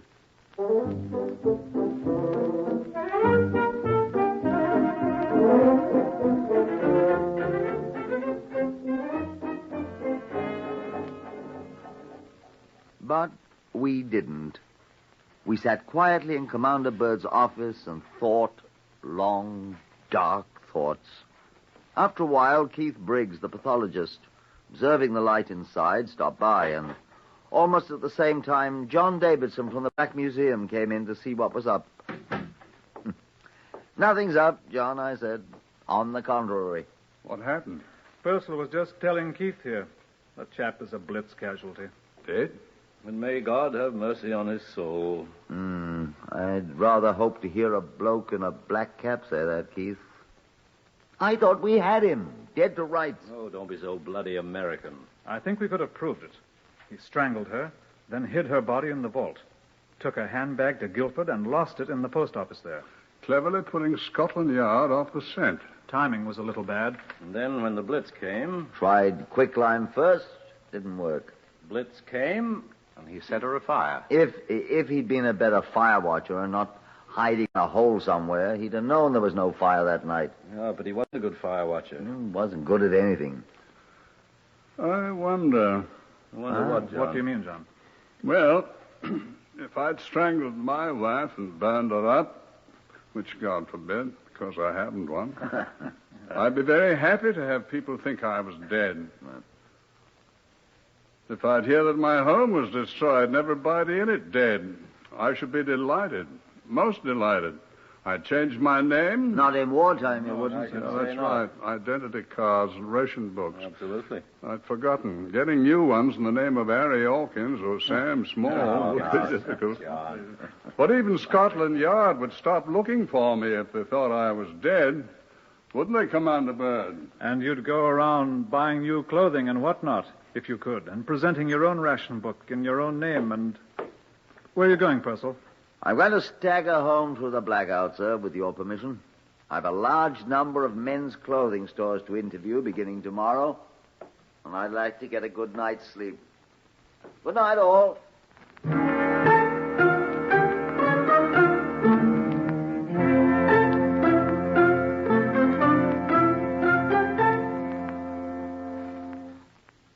The Stanley Russell crop was enormous. Chief Inspector Purcell discovered that 234 of them had purchased clothing since the date our Stanley Russell had been reported dead by enemy action. But not one of them was the Stanley Russell we wanted. We made thorough inquiries of all his known acquaintances, all to no avail. The War Office had no record of our man. We were reluctantly forced to the conclusion that he was dead, or that he had heard of our search for him and gone to ground most effectively, as I said to a rather haggard Purcell. Purcell shook his head. I'd like to keep on looking, sir, if I may. I have a hunch that he'll turn up unexpectedly. It will certainly be unexpected so far as I'm concerned. I'd like to keep on trying, sir. Well, for a few weeks more, but I'm afraid... Commander Bird speaking. Yes, he's here. It's for you, Purcell. Well, I'll take it outside, sir. No, don't. Take it here. Thank you, sir. Chief Inspector Purcell here. Who is he? Oh? Well, I don't know him personally, but I know of him. Yes. Will you ask him to wait a moment? I'll ring you back. Sir. Yeah? I've never been so shocked in all my life. Oh, really? What's happened? Somebody dead? Somebody's alive. What? If I'd heard this on the radio, I wouldn't have believed it. Oh, what's happened? Mr. Stanley Russell is calling on us. Well, Brother Purcell, let him enter and be received in due form. Will you show Mr. Stanley Russell in, please? Thank you. You sound like a spider, Purcell. Thank you, sir. I feel I am. And a chair for our guest. You think I sound like a spider? Come in. Mr. Stanley Russell, sir. Good morning, gentlemen. I was looking for Inspector Purcell. Come in, sir. I'm Chief Inspector Purcell. How do you do, sir? And this is Commander Bird. Good morning. Good morning, sir. May I sit down? Thank you. Does one smoke in here? Yes, by all means. Will you try an Abdullah? I'm afraid I always smoke Woodbines.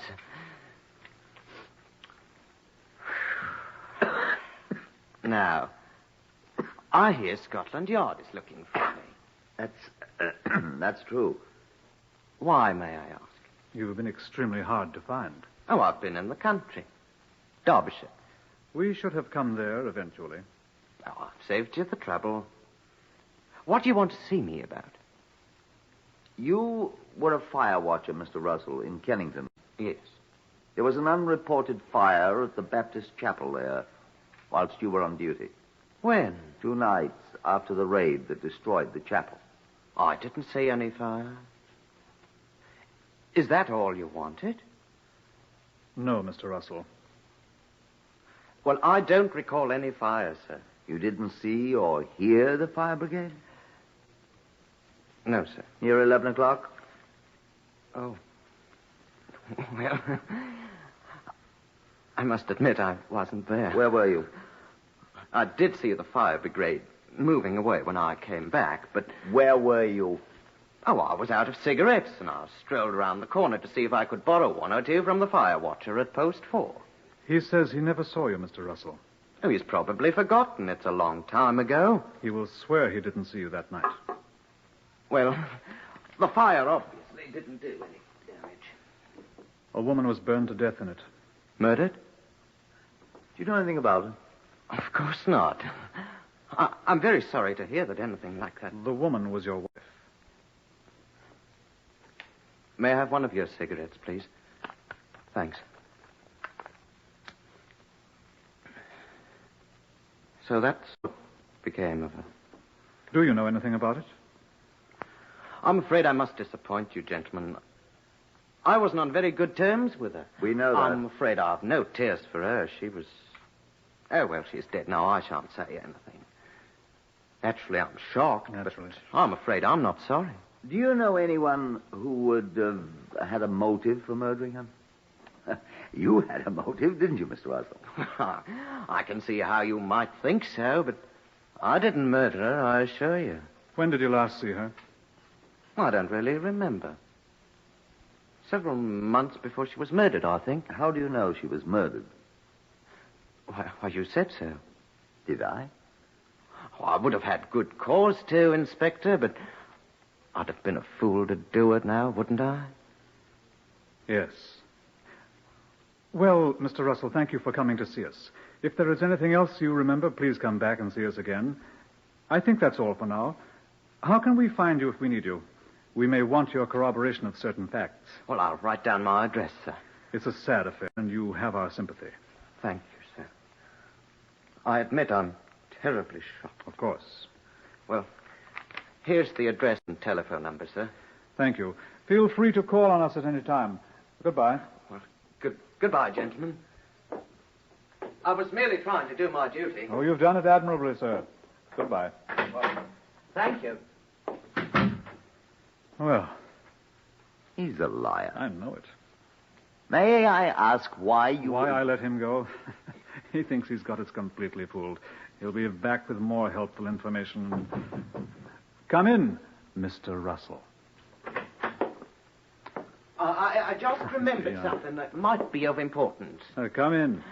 I remembered that an old straw palliasse, a mattress I used to catch 40 winks on, it was stolen about that time. Mm-hmm. Could that have been used to stop the fire?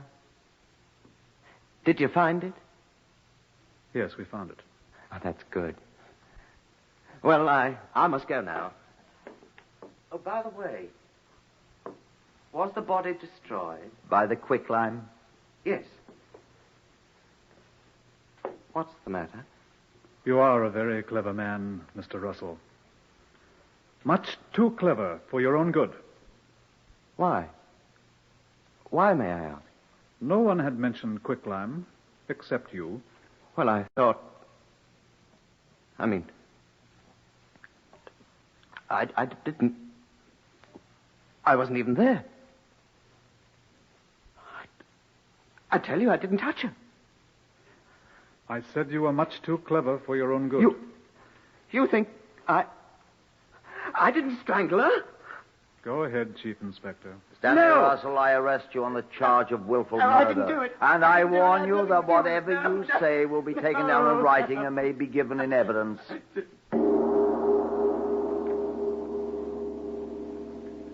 The crime. The painstaking evidence Scotland Yard had collected, together with Stanley Russell's own statements, were sufficient to convince a jury that he had murdered his wife, Hope Russell, and burned her body.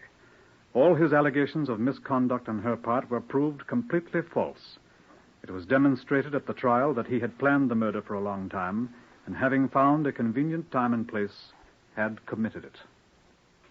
The verdict. My Lord, we, the jury, find the defendant guilty of willful murder. The sentence. Prisoner at the bar, stand up. It is the sentence of this court that you be hanged by the neck until dead. And may God have mercy on your soul.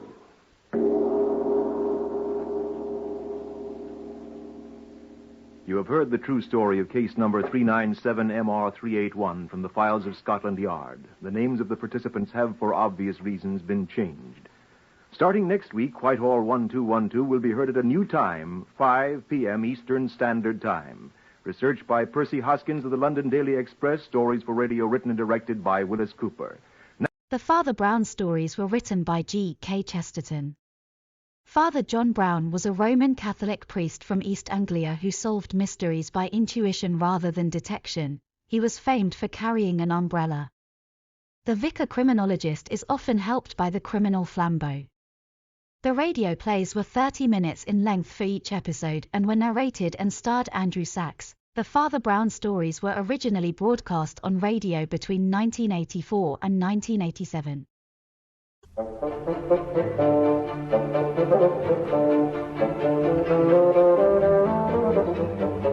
We present The Blue Cross, adapted by John Scotney, with Andrew Sachs as Father Brown.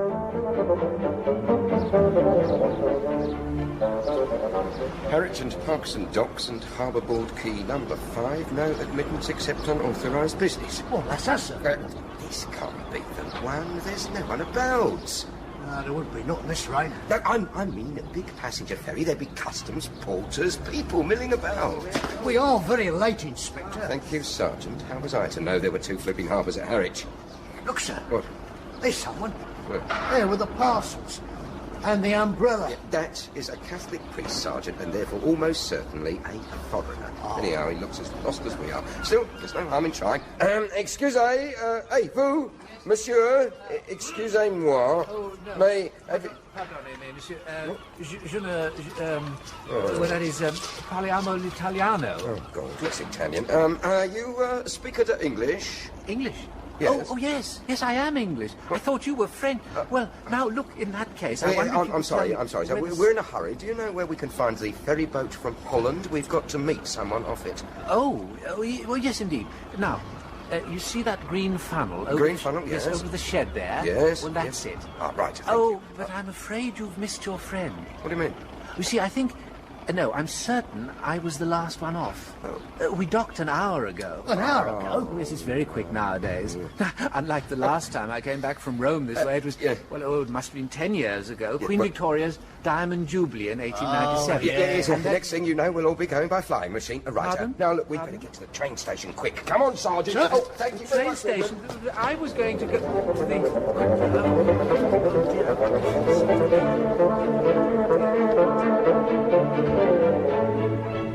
Hurry up, please. Hurry along there. Is this the boat train, Porter? Yes, sir. Hurry up, though. It's going in a few minutes. Oh, right. Well, we'd better get on the train and hope our man's on it. Half a mo, Inspector.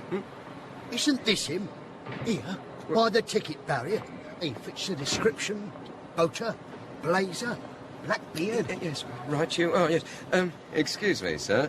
Are you Monsieur Valentin? Monsieur Aristide Valentin? I am. Ah, I am Inspector Bagshaw of Scotland Yard. I've got my card here. Somewhere or other. This is Sergeant. What did I do with my card? Inspector Bagshaw, you are extremely late. Oh. Fortunately, I managed to be the first off the boat and have been checking the passager. He has not passed. Who exactly looking for, sir? Commissioner? Not commissioner. Prefect of police, or to my men, chef. Chef, sir? In France, it does not mean cook, Sergeant. No, the man is called Flambeau. Flambeau? It means the torch. Well, I knew that, yes. His real name, they say, is Duroc. Maybe he has many names. He is a colossus of crime. Indeed, in the Paris underworld, he is all-powerful. I follow him from Paris to Gand to Brussels to Roland. Yeah. I am certain he is on the paquebot. Oh, definitely. All night, all morning, I search the passager. Nothing. But he is a master of disguise, this one. Any particular disguise, sir? Anything, Sergeant. Once he disguised himself as a postbox. Sir? Well, to be exact, he set up a false postbox and hid behind it to await a particular letter. Mostly, though, he's a priest. Priest, of course. It is said he once studied for the priesthood. That priest we saw with the umbrella and the Hang parasol. on, sir. That priest we saw. I just said that, Sergeant. No, sir. Look. What? Here he comes now. Through the entrance. Strike me. Grab him. Arrête, two traits. Oh, dear. What is it? Oh, Please. don't speak French, eh? Don't you, Monsieur Flambeau? Pick up that parcel, Sergeant, and watch out. It looks like a gun to me. Be careful, please. I've got it. No, sir, no. It's a cross, sir. This man cannot be Flambeau. He's somewhat on the short side, and Flambeau is somewhat more than 2 meters, over 6'4". And he is a magnificent athlete, almost an acrobat. While this gentleman... Yes, I'm very sorry, Your Reverence. Oh, no, please, it's quite all right. What is this, Father?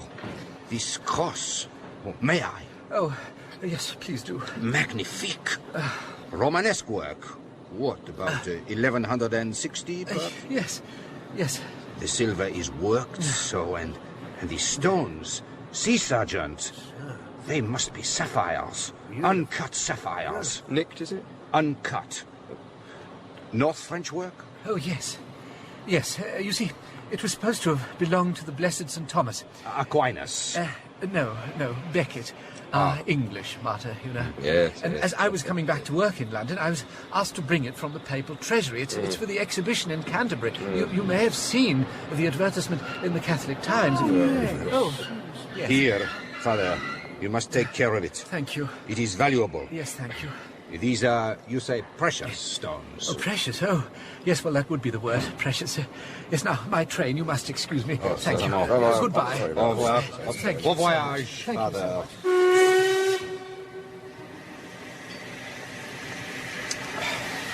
Well, that's it, I suppose. Hey, wait a minute, sir. Weren't we supposed to get that train? Was that the London train? Merde. Oh, no. Porter, when's the next London train? 1.5 hours, sir. But it's rather slow, I'm afraid. Oh, yes, it would be. Inspector, have you a cup? Now, Porter, did you notice a very tall gentleman getting on the train dressed as a priest? Or a postman? Sergeant. Sorry, sir, a priest? Yes. No, that gentleman's the only priest I saw. No, the only tall man was one of the sailors. Now, he really was tall. What? But I was the first from the boat. Why did I not see him? You might have been the first passenger, sir. But any crew members who want to go to London, we always let them on the train early. Keeps them out of the bars, you see. Why did I not think of the crew? Fool, I was on a ship. Yeah.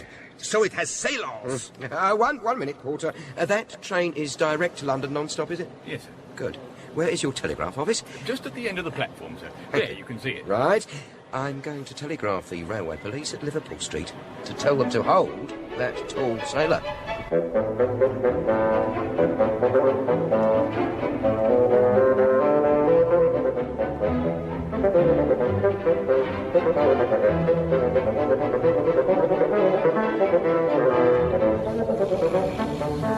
At last, Liverpool Street Station. He was right about it being slow, that porter. It is very flat, your East Anglia.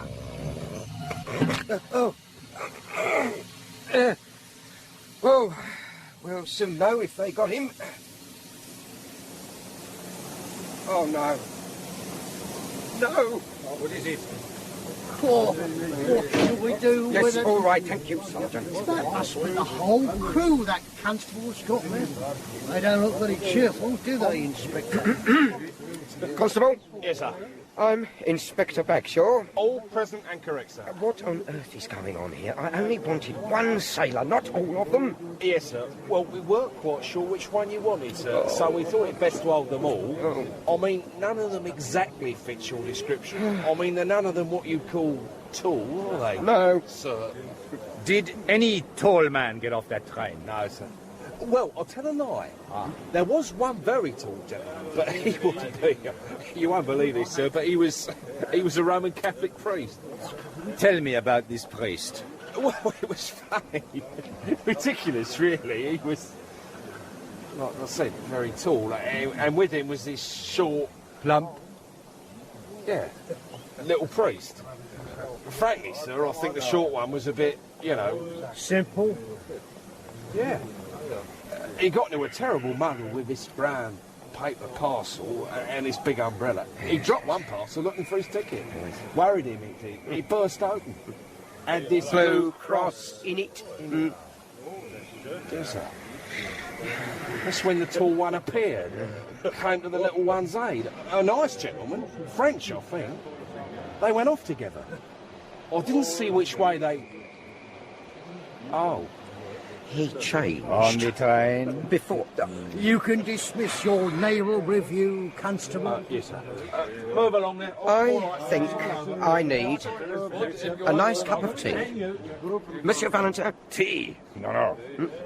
But perhaps a cup of coffee? There's a tea room in the railway hotel, sir. Yes, very well, Sergeant. Lead the way.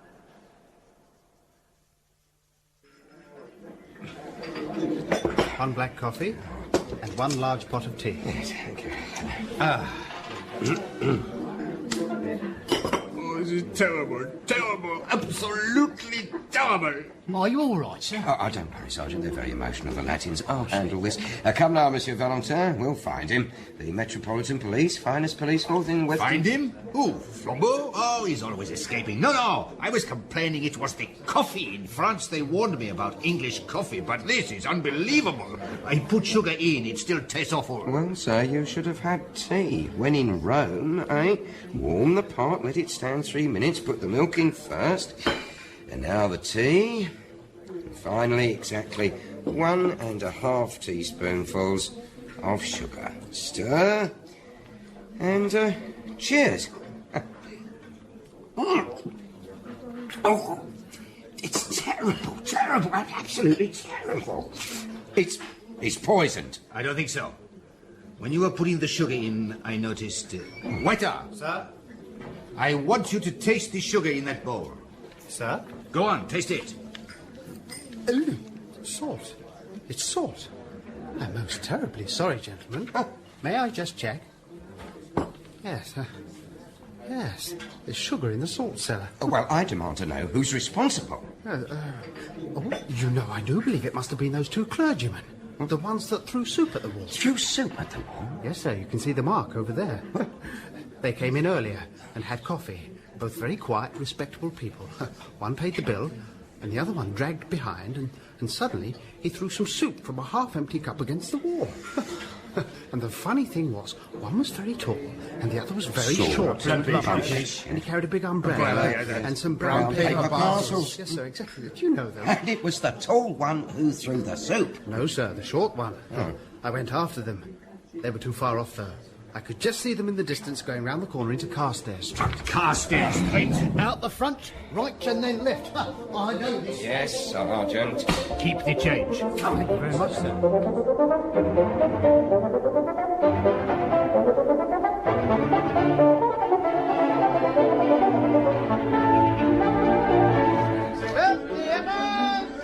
Get your pairs here. Here we are, Carstairs Street. But they must have left half an hour ago. Somewhere a man must begin. Look carefully. Who knows? Perhaps some oddity that might have caught the eye of the pursued might also catch the eye of the pursued. Speaking of oddities, sir, what? Look at this greengrocer's store. Lovely apples. See, best tangerine oranges, 2 a penny. Finest Brazils, 4p a pound. Yes, they are expensive, Sergeant, but I confess I don't see the relevance. But, sir, the price tickets for the oranges has been put on the nuts, and the one for the nuts substituted for the ticket for the oranges. And where have we met this highly subtle form of humour before? Excuse me, my good man. Yeah? There are 2 price tickets wrongly placed on your stall. I ask, is there some connection between these nuts and oranges? And 2 clergymen, one tall, the other short? What? Oh, I didn't notice that. There. As for those clergymen, I don't know what you got to do with them, but if you're one of their friends, you can tell the short one I'll knock his block off if he upsets my apples again. Yes, I'm Inspector Bagshaw. Here, my card. Well, where is it? Something? And never mind. What's this about upsetting your apples? It's not a police matter, Inspector. Huh? If you ask me, that little parson was drunk. He knocked over all my apples. Did you see which way they went? Sergeant, yeah, they excuse me, did you... yellow horse omnibuses over there. They must go to Hampstead. It was just leaving, that's why I didn't catch them. And so, shall we take one of those buses? Well... Come on, Inspector. Wouldn't it be better to take the motor taxi, sir? It's 4 times as quick. Besides, I've never been in a... That's quite full. If only we knew where we are going. If you know where a man is going, get in front of him. But if you want to guess what he's doing, keep behind him. Here, we'll go upstairs. I'm afraid it's not the time of year for an open bus stop. I'm sorry. All we can do is to keep our eyes skinned for some strange thing. What sort of strange thing, sir? Any sort of strange thing.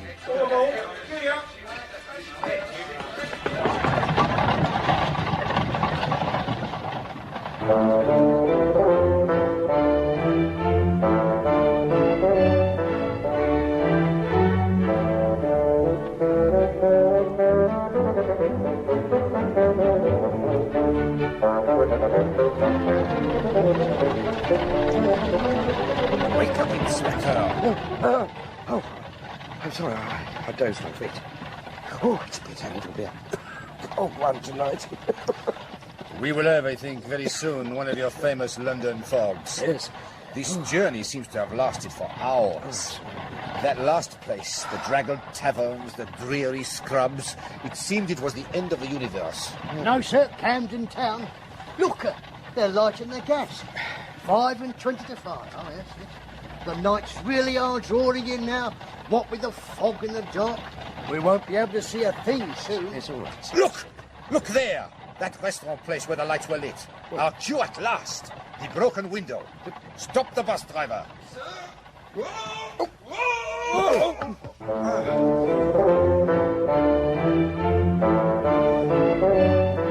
Si, senor, si. It was the padre. He broke my window. The short one. Si. He and his friends, they had tea here. After they're leaving, I find the big one pay 6-7 times too much. I call after the other priest, he come back, I pick up the bill to show him, and madre mia, I could have sworn I put 1 shilling and 6pence on the bill, but there was 11 shillings and 6pence. Now the small priest, he say, I am sorry to confuse your accounts, but the extra 10 shillings will pay for the window. What window, I say? The one I am going to break, he say, and he pushes his umbrella through the glass. He marched out to join his friends, and they go so quick up to Bullock Street. I went down, but it did not seem worthwhile to follow. And the other one, he was a priest, but he was a very big man. Thank you, Signor Gabrielli. Bullock Street.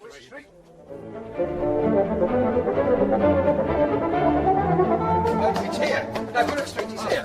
Yes, Bullock Street, yes. Well, there we are. This is it. Bullock Street. Dead as a dodo. Yes, well, what do we do now? I am flummoxed. I think it's time for another of your brilliant intuitions, sir. I'm afraid, Inspector, I too am flummoxed. In that case, gentlemen, might I suggest that we try more routine police methods? Huh? We could make inquiries. How so? Well, we could ask in this shop here. Yes. Well, it's a good idea, Sergeant. Yes. Good thinking. Well, now, leave this to me. Can I help you, gentlemen? Yes, good evening, madam. We are police officers. Here is my... I've got... show the lady your warrant card, Sergeant. Now, in pursuit of... If you've come about the parcel, I've sent it off already. Parcel? I mean the parcel the gentleman left. The clergyman. 2 clergymen? Yes, sir. These 2 clergymen, they came in about 20 minutes ago. Yes, and then what, yes? They bought some peppermints. Bought some... Anyway, a few minutes later, one of them came back. Have I left a parcel? Well, Yes. I looked everywhere, but I couldn't see one. So he says, never mind, but if it should turn up, please post it to this address. And he left me the address and a shilling for my trouble. Well, sure enough, I thought I'd looked everywhere, but I found he had left a brown paper parcel. So I posted it, somewhere in Canterbury. But as the thing seemed so important, I thought perhaps you police had come about it. So we have. Have you any idea which way they went, the clergymen? Oh, yes, sir, the one that came back. I should think he was up from the country, a bit slow, you know. Yes, a bit simple. He asked me the way to Hampstead Heath. Straight up there, I said. But you want to be careful, what with the dark and this fog. And the rain. Yes, I must, he said. Got me to draw him a map, show him the best way across. Then he dashed off and forgot it. Oh, look, here it is. Oh, that's funny. I don't remember that cross on it. You see that little cross? Extraordinaire. That is funny. Yes, it is. Thank you. You have been most helpful. I'll take the map, if I may, madam. Thank you. Good night. Oh, it's a tall order, isn't it? Hampstead Heath on a night like this. Oh, look at the fog now. What a piece super. Well, what do you think, sir? It's obvious Flambeau sees the sapphire cross when the priest drops it. What an opportunity. He is disguised as a priest. Quite naturally, he falls into conversation with his brother priest. Flambeau does not know London, but he knows Hampstead Heath is one of the very few empty places in this crowded city. A place where he can get the priest on his own and commit the robbery without attracting attention. Precisely. He lures the priest here. A man like Flambeau could lead that gullible, innocent little simpleton by the nose to the North Pole if he wanted to. Yes, that's all very well, but I still don't understand. The soup on the wallpaper, the apples, the broken window. And what about the cross on the map? The cross! Let's make our way to the place marked at once.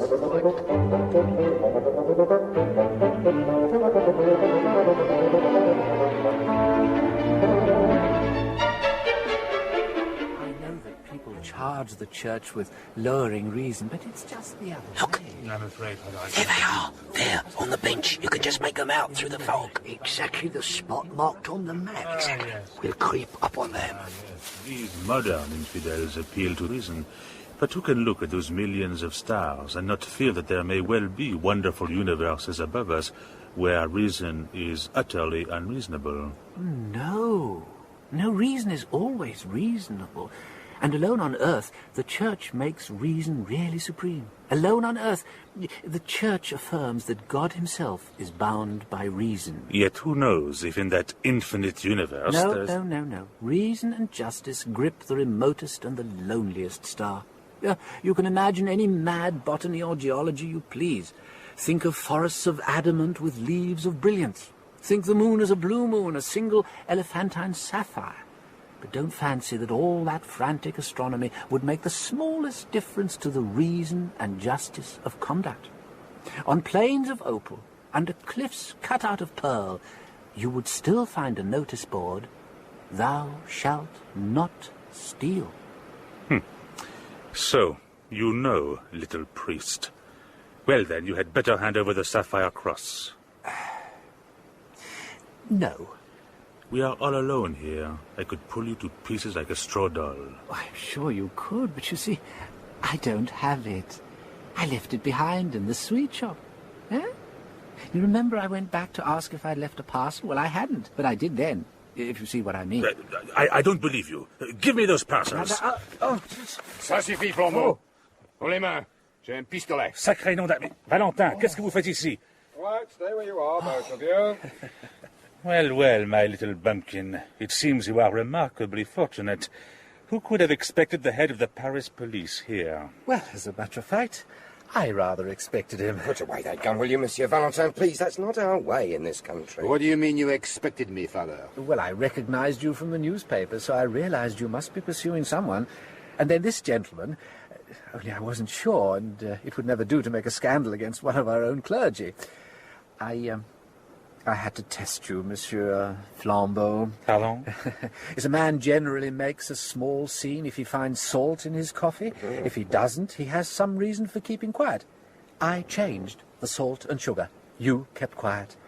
Yes. A man usually objects if his bill is 6 times too large. If he pays it, he has some motive for being unnoticed. I altered the bill. You paid. And what about the soup and the apples? The window? Ah, well, Mr. Flambeau would not leave any tracks for you to follow, so somebody had to. But, as a matter of fact, another part of my trade, too, made me sure you weren't a priest. What? You attacked reason. That's bad theology. Priest, I salute you. And now, monsieur, adieu. Tally ho! I see. God, what a jump! Quick after him, Sergeant! What a jump! I'll bring him down. No, Valentin. No gunplay. Sergeant, go that way. I'll go this way. Valentin, you stay there. Fools! I had him in my... Still, after all, perhaps I could not wish to have shot the famous Flambeau. Oh. Tell me, priest, what made you suspect him? Oh, well, there was a little bulge up the sleeve of his cassock. Ah, I thought the spiked bracelet. Oh, Dieu. Oh, la, la, la, la, la. How in Tartarus did you ever hear of this spiked bracelet? Oh, one's little flock, you know. Well, when I was a curate in Hartlepool, there were 3 of them with spiked bracelets. Yes. You know, a man who spends half his time hearing confession is unlikely to be unaware of human evil. Yes, perhaps it's you, police, who are the more innocent. Your duty is to arraign men in the public court before a judge. Mine is to absolve them in the sealed secrecy of the confessional before the highest judge of all. Naturally, they conceal their evil deeds from you. To me, they tell them. Ah, here's the inspector. Oh, are you hurt? Are you hurt, Inspector? Twist my ankle. Oh, just Sit down. Yes, please, here. Oh, Sit down. oh, that's better. Oh, this fog. We'll never get him now. Sir, I'll have to make a report on this. I'll need your name. Just give me... well, yes, of course. No, but it's Brown. Where's my J. notebook? Brown. It's Father Brown. Of course, I suppose that's... Damn it. I say... What? Have you... Well, I seem to have... Look, my umbrella. Well, I can't find my notebook. Can I borrow your notebook? In The Blue Cross by G.K. Chesterton, the part of Father Brown was played by Andrew Sachs. Flambeau, Olivier Pierre. Bagshaw, Bill Wallace. Sergeant, Alan Thompson. Lady Shopkeeper, Ellen McIntosh. Restaurateur, Trader Faulkner. Valentin, John Abineri. Constable, Trevor Nichols. Porter, Graham Blocky. Waiter, Robin Summers. The Blue Cross was adapted by John Scotney and directed in Bristol by Alec Reed. Joyce Porter was an English crime fiction author. She wrote the Inspector Dover series, in DCI Wilfred Dover, and his assistant Sergeant McGregor. She created a template later used successfully, especially by Reginald Hill, in straight whodunits, but Porter's novels, while intricately plotted, were always played for laughs. But despite their light-hearted nature, Porter allowed the books to reflect topical themes. Dover is obese, lazy, unhygienic and bordering on corrupt. McGregor is keen, clean and ferociously ambitious. However, on the rare occasions he is able to put aside plate, pint glass and cigarettes long enough to concentrate, Dover usually sees the answer first. March 14th, 1976. From Sergeant Charles McGregor, New Scotland Yard. Application for transfer, number 294. I had thought that after working for Chief Inspector Wilfred Dover for so many long and wasted years, that nothing about him would surprise me. But I hadn't reckoned on the case of the body in the Didcaster dump.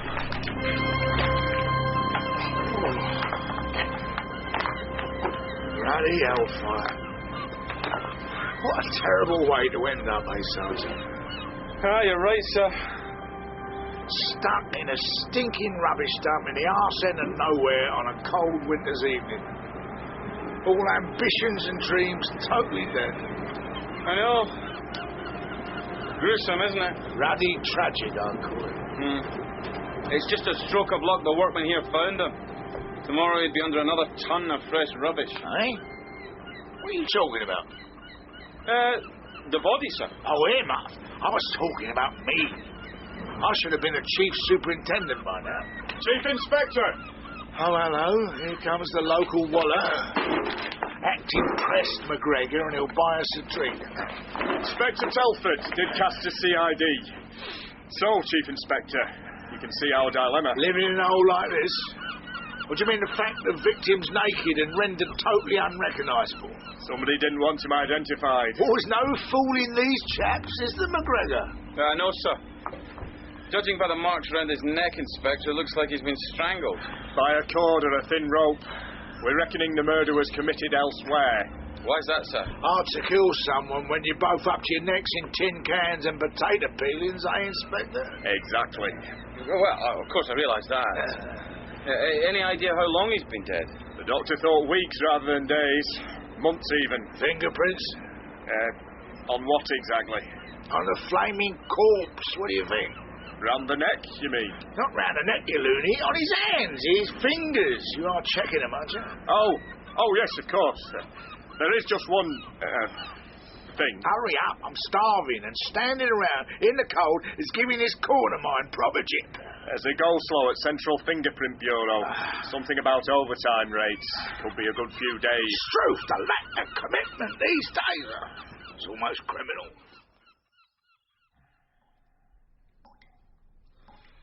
The deceased was an overweight, middle-aged man, aged at about 45.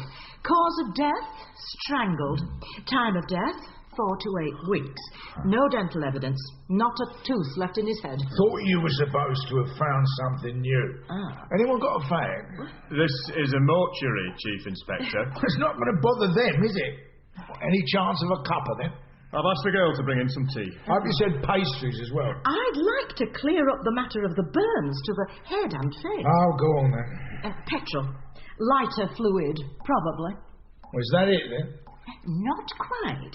I did find this in his stomach. What the hell is that? It looks like a blue sugar cube. Or a bead or something. There's a protuberance on one side and a small socket in the other. A puppet. My daughter used to have a necklace made out of them. May I take a look, Doctor? Yes. Here we are, then. How many of you are there? Sandra. Your tea, Chief Inspector. And a bun. Biscuits. Well, have to do. Look, there's some wee letters stamped on it. What are you on about? On this bead thing, see? RHR 25. Oh, I'm sorry, sir. Right in my train. I'll fish it out for you. Here. Oh, thanks. So, what do these letters mean? No idea. It's funny money. What? Sorry, Sandra? Funny money. We're not deaf, pal. What's it for? Haven't you ever been to an holiday camp? A holiday camp? They make you use these beads instead of money. When you want to pay for extras, you know, drinks and stuff. What's wrong with real money? It stops the staff getting light-fingered, I suppose. Or you can disguise the price of things. Let's have a gander. Here. RHR.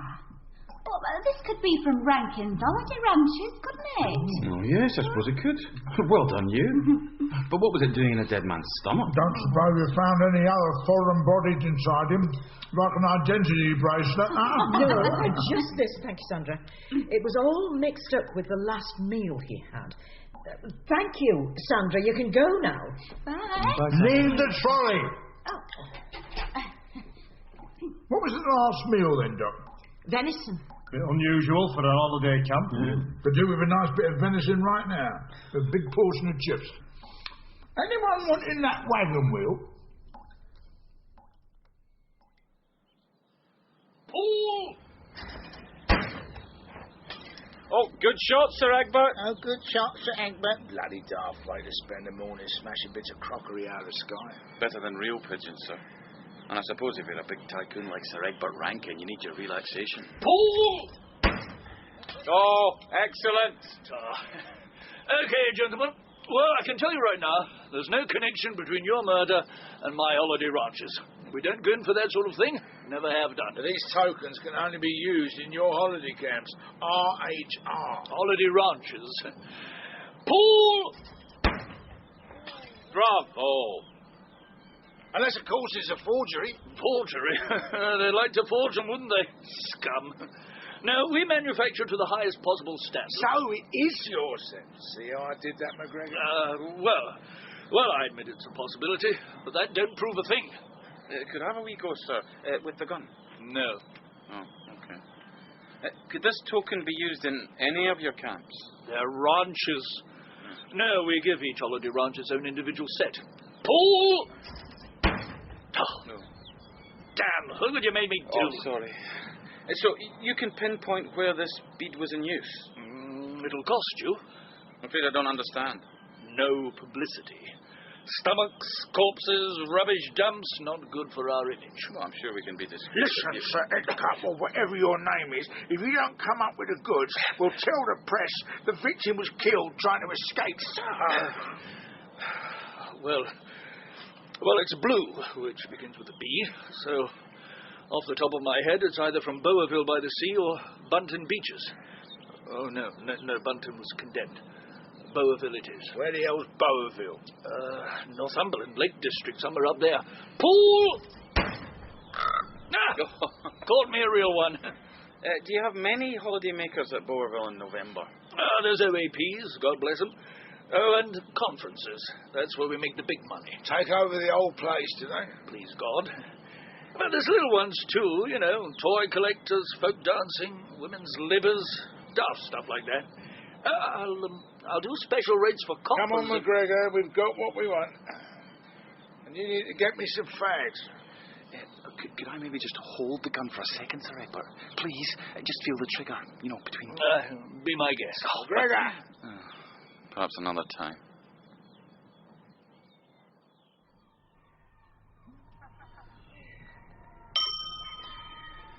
I must say, sir, it's very decent of the Holiday Ranch to offer us a night's accommodation. Oh, come on, somebody. Looks like a blooming prison. No, that's probably just the barbed wire. Oh, you must be the Scotland Yard, lads. I'm Captain Maguire. Down the tiller. Don't worry, gentlemen, he wouldn't hurt a fly. No sudden moves, mind. Is the bar still open? A man after my own heart, Chief Inspector. Important things first. This way to the High Chaparral Lounge. Yeah, I think it might be a good idea if you started by showing us around the ranch. That's what the man is doing. Bar's part of the ranch, isn't it? Very hard, I would say. My apologies, Captain. He's still a bit wet behind the ears. We'll start him on lager.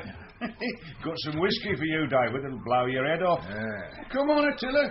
And you can't eat any more holiday makers till breakfast time. I'll take it all back, McGregor. This is my type of place. I know it seems glamorous, Derek.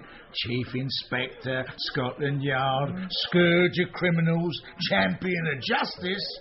But it's ruddy hard graft and the money's rubbish. Well, you just relax, Wolfie, and have another glass of jockstrap number 8. How's your lager, Charlie? It's Sergeant McGregor, and it's fine, thank you, Captain. So, this funny money is definitely yours, is it? It's a giggle. Sorry? An ent's worth 25 titters. And 5 giggles equals 1 snigger. It's what we call the currency here. Makes it more fun to spend. And they don't know how much they're spending. Got it in one old son. Of course, if they do complain, they get a dose of Attila, and then they're as sweet as pie. Hey, Attila? Can I just show you this picture, Captain Maguire? Hey? Oh, dear God. McGregor, you don't show a man a picture of a dead fella when he just bought you a drink. Sorry, Dal. This is a murder inquiry, sir. So? That's all right, Sergeant. I saw worse in Korea. But surely you can't expect me to recognise him from that. Anyway, I never think of holiday makers as human beings. Middle-aged, 5'8", a bit overweight. Oh, come on. Let me, laddie. Got any crisps? Doris, crisps for our guests. First off, anyone gone missing from your staff round about a couple of months ago? Not that I can think of, Will. Guess then? Anyone leave in suspicious circumstances? No. Hey, why hasn't his wife reported him missing? Well, she probably croaked him. Flaming wild goose chase. Knew it would be. Maybe we should start with the people who were staying here about 4 to 8 weeks ago. It's going to put my staff to a hell of a lot of trouble, Sergeant. Absolutely. Cheese and onion are excellent. So what's on the menu tonight for supper? Doris, menu for the Ponderosa room. I can see you're a good trencherman. Bit of venison go down well with some chips. Venison? The post-mortem revealed that the dead man had eaten some venison shortly before he was killed. Oh, well, why didn't you say so? Doris, dig out the bill for that venison we got our hands on sometime in January. See, cracked it again. Do it without thinking sometimes. Oh, dear, my glass is empty. Enjoy your scoff, Wilfie. This beef, bloody good. This is what I get for myself and the lady wife. We don't give it to the punters. How's your salad, Sergeant? Terrific, thank you. So, this venison. Oh, yeah. My butcher offered me a few pounds at a very reasonable rate. Well, it was either that or have the stuff go rotten on him. Here, this choker of yours didn't die of food poisoning, did he? Strangled. Thank God for that. So you're saying that on one specific Saturday, you served venison to your staff and the holidaymakers? Catch my stuff eating that muck. Anyway, I brought the files. In your own time, Derek. Feller'll still be dead in the morning. Like it. Now, let's see. Yeah, January 17th. Well, looks like mostly OAPs that weekend. Our chap wasn't an OAP. Oh, well, there were a few others here too. Groups, actually. Yeah, look, 2 groups. Ladies' Sodality from Whittle. No, they're too old. And the other one? The Dockra Society. Let's see now. They're on Sec Road to us. Here. Booked 4 adjacent bunkhouses. That's like chalets, only tattier. All in Bonanza Square. Quite self-contained, secluded like. 7 people in all. 2 to each bunkhouse. plus an extra room to hold their meetings in. Right, Derek, now, I've got a question. Fire away, David of the Yard. You lob, I'll volley. What do you do for pudding?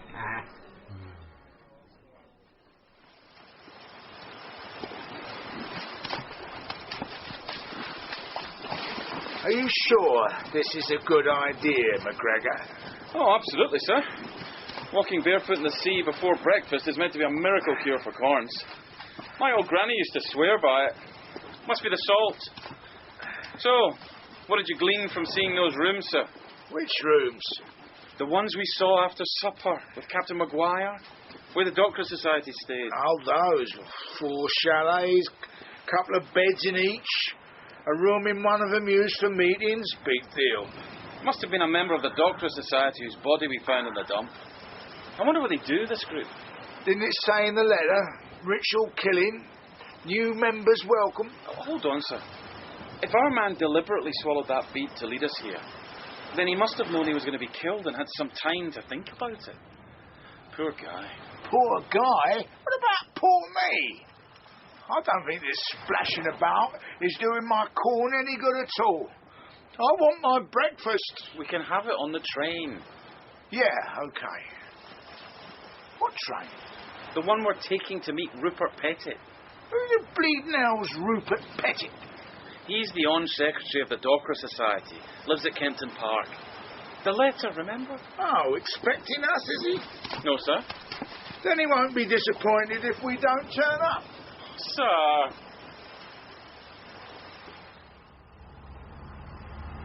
Number 11, number 13, number 15. This must be the one. Oh, no. What is it? Well, nothing. McGregor? Oh, look at the brass plates that are outside the house. What? There is a God. What on earth are you doing, Chief Inspector? Taking my shoe off.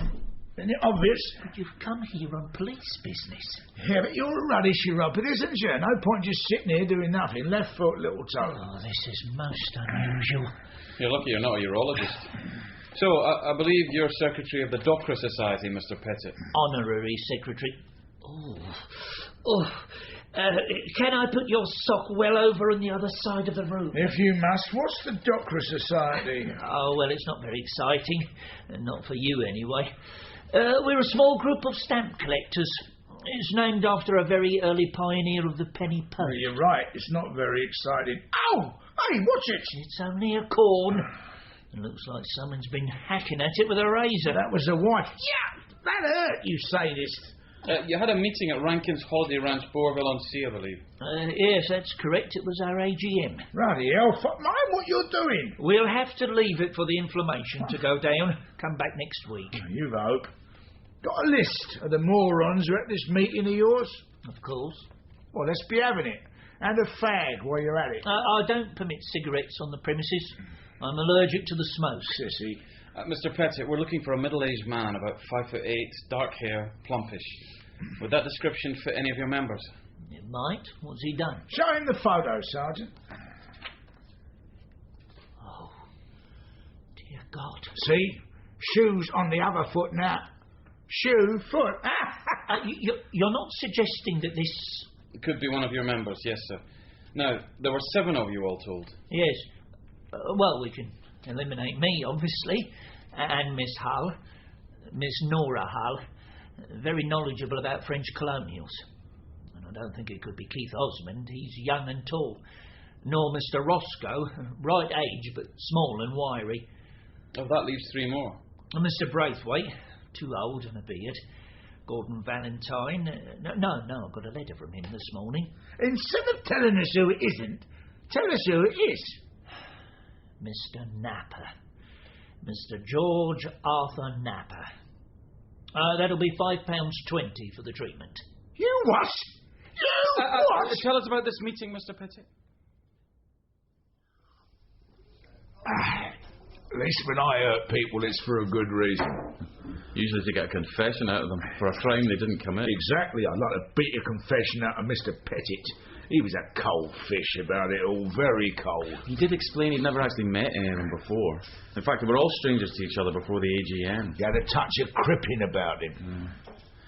Well, our next move must be to investigate this Napper man. Oh, I suppose so. So where does he live? John O'Groats? Hackney. We can go there this evening. After that, Sadist, your turn, McGregor. I've got to put my feet up or I'll be crippled for life. Oh, thanks, sir.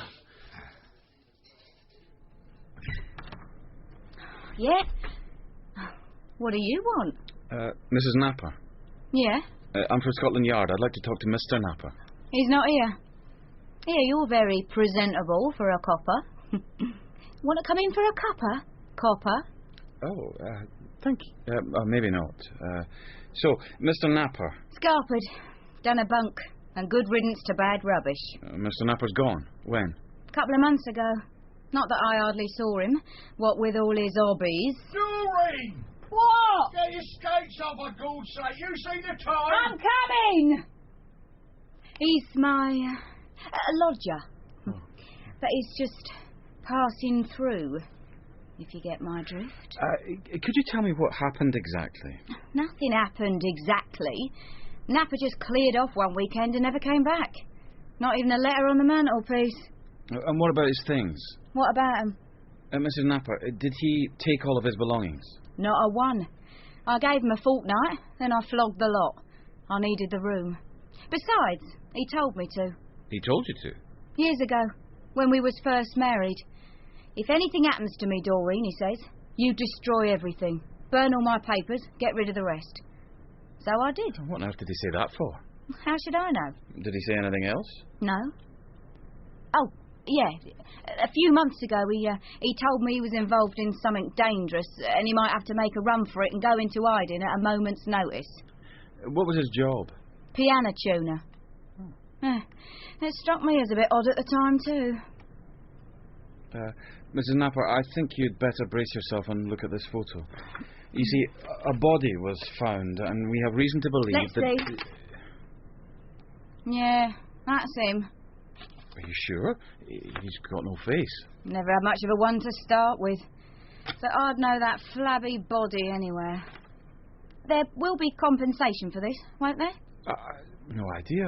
You'll have to go and identify him. He's in a mortuary up north. Oh, just so long as I get my expenses. Doreen! Coming! I bet you've got a nicer body. Hey, Sergeant.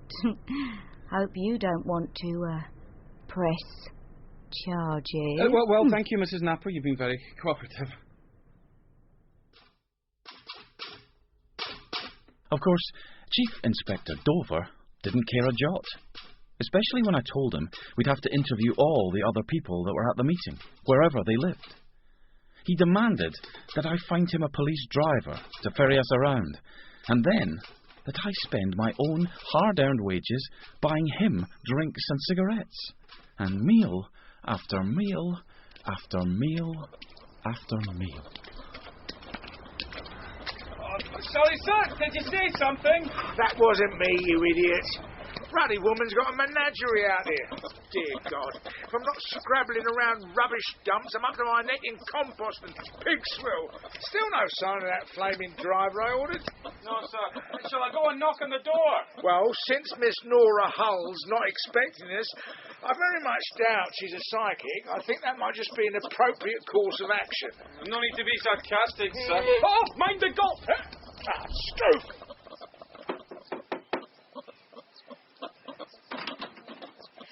Oh, I see you met Billy then. Oh, now, come in and have some homemade parsnip wine. I'd rather drink mud. Yeah, that'd be very nice, madam. Still alcohol, sir. Ah, well then. Well, you must be the chappies from Scotland Yard. I'm Nora Hull. They're here, ladies. Come in. Oh, take those shoes off. I get my corn bitten off by a ruddy goose? No way. sorry about the imbroglio, but we've had a hell of a morning with the old sow. Oh, shoo, Goosey. Dear God, woman, it's like Noah's ruddy ark in here. How can you live in this stench? Coming from you, sir. Treading a fine line, McGregor. Oh, you get used to the pong. It's only nature. Help yourself to a ginger biscuit. They're under there. What, this tea cosy? Tea cosy? That's Ginger. He keeps them nice and warm. I think I'll just have a fag. Oh, not in this house, you won't. True. Good afternoon, gentlemen. Mavis, these are the chaps from Scotland Yard. Oh, yes, hello. Very pleased to meet you. Oh, don't mind if she stays, do you? Just as a chaperone. I think you're pretty safe, madam. Sergeant, ask your questions, then we can get out of Whipsnade. Oh, yes, sir. Miss Hull, it's about your postage stamp meeting at the Rankin Holiday Ranch a few weeks ago. Oh, yes. Was Mr. George Alfred Napper already there when you arrived? He was, indeed. I was the only female present, so I got the bedroom in the bunkhouse where we had our meetings. A girl needs a bit of privacy. Privacy, yeah.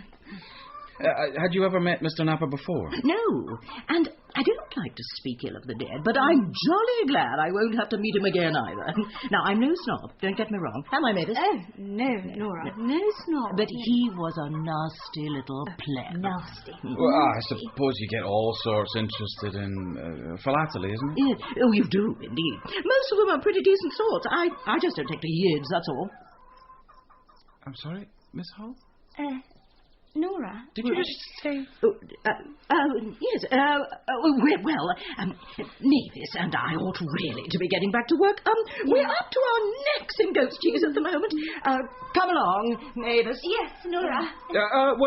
Chief Inspector, have you got anything else to ask? Oh, yes. Couldn't kill me one of those chickens, could you, for the lady wife? Did you hear what Miss Hull said, sir? That word she used. That's better.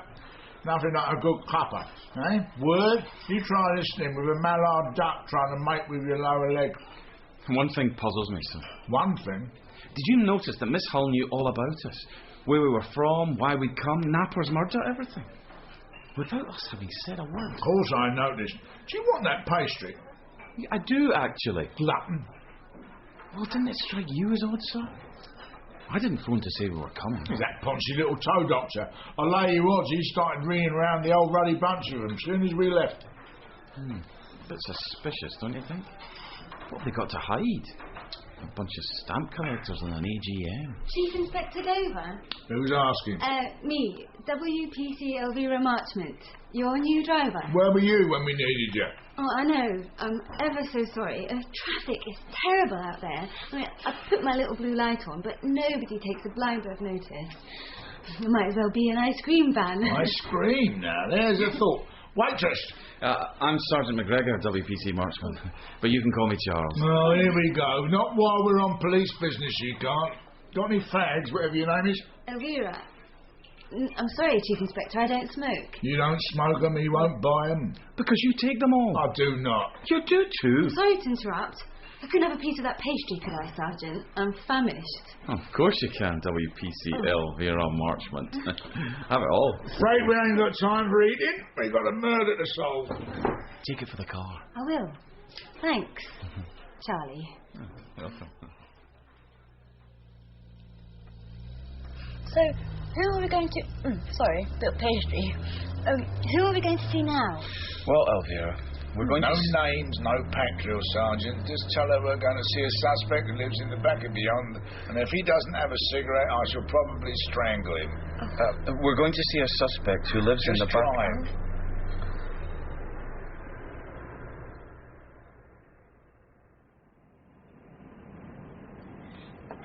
Would you like me to come in? But I used to be a secretary. I could take notes. No, thank you, WPC. I make the decision, Sergeant. WPC will be needing lunch. There's a pub over there under the railway bridge. Just get us a selection. A selection? A couple of pork pies, Scotch egg. Yes, sir. A cheese and pickle sandwich. Oh, right. 3 ham sandwiches. Yes. One of them little apple tart things. Righto. And some crisps. Rightio. Oh, and can you get something for me too? Okay. Have fun. Mr. Osmond, we know you're in there. We do know, don't we, Sergeant? Oh, you're here then? Oh, Mr. Osmond. You're a stamp collector. You don't look much like a stamp collector. What's a stamp collector look like? Well, I don't usually think of them with hairy chest, muscles, and a moustache. There was Miss Hull. Yeah. You'd better come in then. Leave the door. I like the fresh air. Ruddy freezing in here. Take a seat, gents. Just lift the barbells off the sofa. McGregor? Yes, sir. You don't mind if I use the bike while we're talking? I missed my exercise this morning. Go ahead if you want to kill yourself. Don't suppose you got a fag on you? No, you wouldn't, bloody fitness freaks. Matter of fact, I do. My one vice, aside from the ladies. Here. Oh, very much. Got a light? On the table. Watch it, though. Got a bit of a kick. Oh, dear God, why not just chuck me a blowtorch? Nearly burnt my flaming nose off. So, you wanted to ask me about the old dock sock, eh? Docra Society, sir. Mr. Osmond, how well did you know George Arthur Napper? Never met him before in my life. Next. Well, had there been any quarrels? Did anybody appear to be harbouring a grudge against Mr. Napper? We none of us ever met each other. Philatelists don't bear grudges. We lick 'em. Here, you're barking up the wrong tree here, lads. Hold you, McGregor. So on the Sunday when you all left... Here we are, lunchtime. Oh, sorry to barge in, but the door was open. Oh, can hardly see over this lot. Can one of you boys help me, please? Oh, of course. It's okay. I'll lighten your load, love. Oh, sir. Hi, that's £3.45 somebody owes me. I hope one of those is for me. You'll be lucky. Hey, hang on. I know you, don't I? Well, fancy seeing you here. Oh, bloody hell, what's going on? Nothing. Don't you remember me? Oh, sure. Yeah. Once seen, never forgotten. Look, gents, I'll be in touch later, right? Meantime, you'll have to take your picnic somewhere else. I'm expecting a visitor. Plenty of room for everyone. It's private. Well, good thing I'm broad-minded then. Open the sandwiches, Sergeant. Use that penknife on the table. Just leave that knife alone. No, sorry, I've got to go out. Urgent appointment, just remembered. You carry on, we'll look up for you. You can trust us, we're coppers. All right. So, just drop the catch on the door. Must think we were born yesterday. Hold your horses, laddie. McGregor, lock the door. Yes, sir. We haven't finished our little chat yet, have we, Sunshine? Oh, sorry. I shouldn't have come barging in, should I? Still, you can talk and eat, can't you? I've seen you do it, Chief Inspector. Elvira, where on earth did you meet Mr. Osmond? Oh, it was Bravery Hall, wasn't it? It was last year, one of those courses on race relations or something they made you go on. Actually, it was quite fun. Oh, do you remember the things that went on in the visual aid room after supper? Are you saying you met Mr. Osmond on a police course? What else? For policemen? Oh, and us girls, too. Are you a copper, Osmond? You stupid witness-interfering cow. Hey! Oh, I'd give you a good smack for that if you didn't... Have a gun? Oh, my God, sir, look. Probably just another damn stupid cigarette lighter, isn't it? Oh! Or maybe not. Okay. Now, everybody just stay seated, nice and close to the sofa, and nobody will get hurt. Yes? Oh, no, I'll probably just get you squashed to death. Oh, could you move up just a little bit, Chief Inspector? No. I'm just going to make a phone call. No sudden moves, okay? Or the next shot won't miss. Can't a fella even eat his lunch? You shift one muscle, I'll let you have it right between the eyes. You're the boss. A man that's starved to death. What's going on? I want to speak to Sven. No. Sven. Sven! Of course I've got the right... Stupid. It's the Du Maurier code. Why don't you bloody look it up? What's he talking about, sir? Not a clue. Could somebody lift that Scotch egg towards my mouth? This is a flash call. Do it now, woman. Sven, this is true. Listen, my seams are giving way. Of course I'm sure. Don't get me perfectly calm, Sven, but I need help. Now. No, some tart, a policewoman. Oh, if you were a gentleman, you'd do something about that. I'll be quiet, you know, McGregor. I've a funny feeling this chap isn't a stamp collector after all. You reckon, sir? Well, I suppose we can make it look like I'm being taken in for questioning. Right. Okay. Get up, all of you. We're going for a ride. I'll bring my lunch with me if that's all the same to you. Oh, I think he's crushed my ribs. I'll help you up, Belvedere. Thanks, Charlie. Isn't this exciting? Yet somehow scary.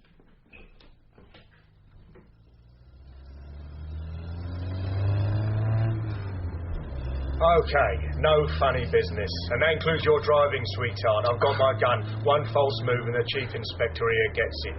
Struth, you're supposed to threaten to shoot the girl first. Here. Listen, we're all on the same side here, aren't we? Can't you just calm down a bit? It's all right for you. I'm the one who's going to finish up dead if anything goes wrong. I've been under a hell of a lot of strain lately. You've been under strain. Here, how did you murder squad tops come to identify Napa so quickly? Mr. Napa managed to swallow a piece of the Rankin's funny money before he died. The pathologist found it with the venison. They don't serve venison that often at Boerville. And bingo. So that led you to our Mr. Pettit. God, you put the wind up him. He phoned me to warn me you were coming. Told ya. Okay, enough chit-chat. Now, Laddie, why don't you tell me exactly what's going on? Why don't you keep that fat mouse of yours shut?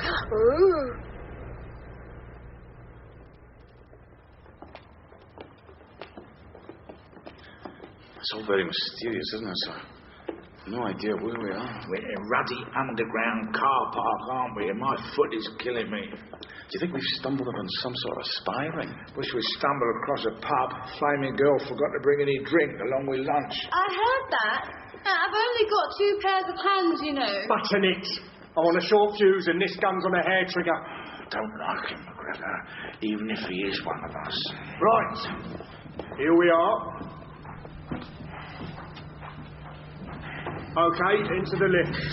It's made for carrying luggage, so it should just about take your weight, Chief Inspector. Very droll.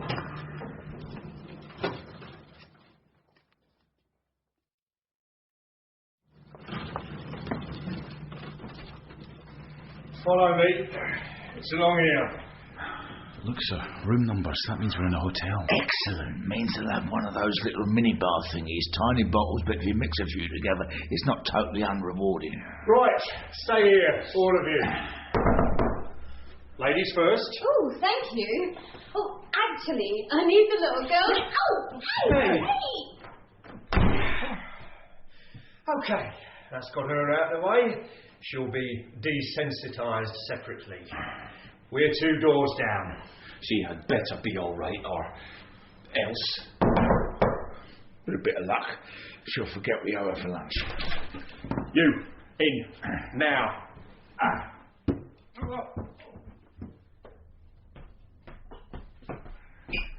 Good afternoon, gentlemen. I'm Sven. This is Detective Chief Inspector Dover, sir, and Detective Sergeant McGregor, Murder Squad. Delighted. Do please make yourselves at home. Gotcha! Fantastic. Anyone see a bottle opener? I did actually mean take a seat, but as you're already at the bar... Very civil of you. I wonder if you'd excuse Trill and myself for a couple of seconds while we have a little chat in the corner? No, I wouldn't. Excuse me. You heard me. Getting sick of all this James Ruddy Bond malarkey.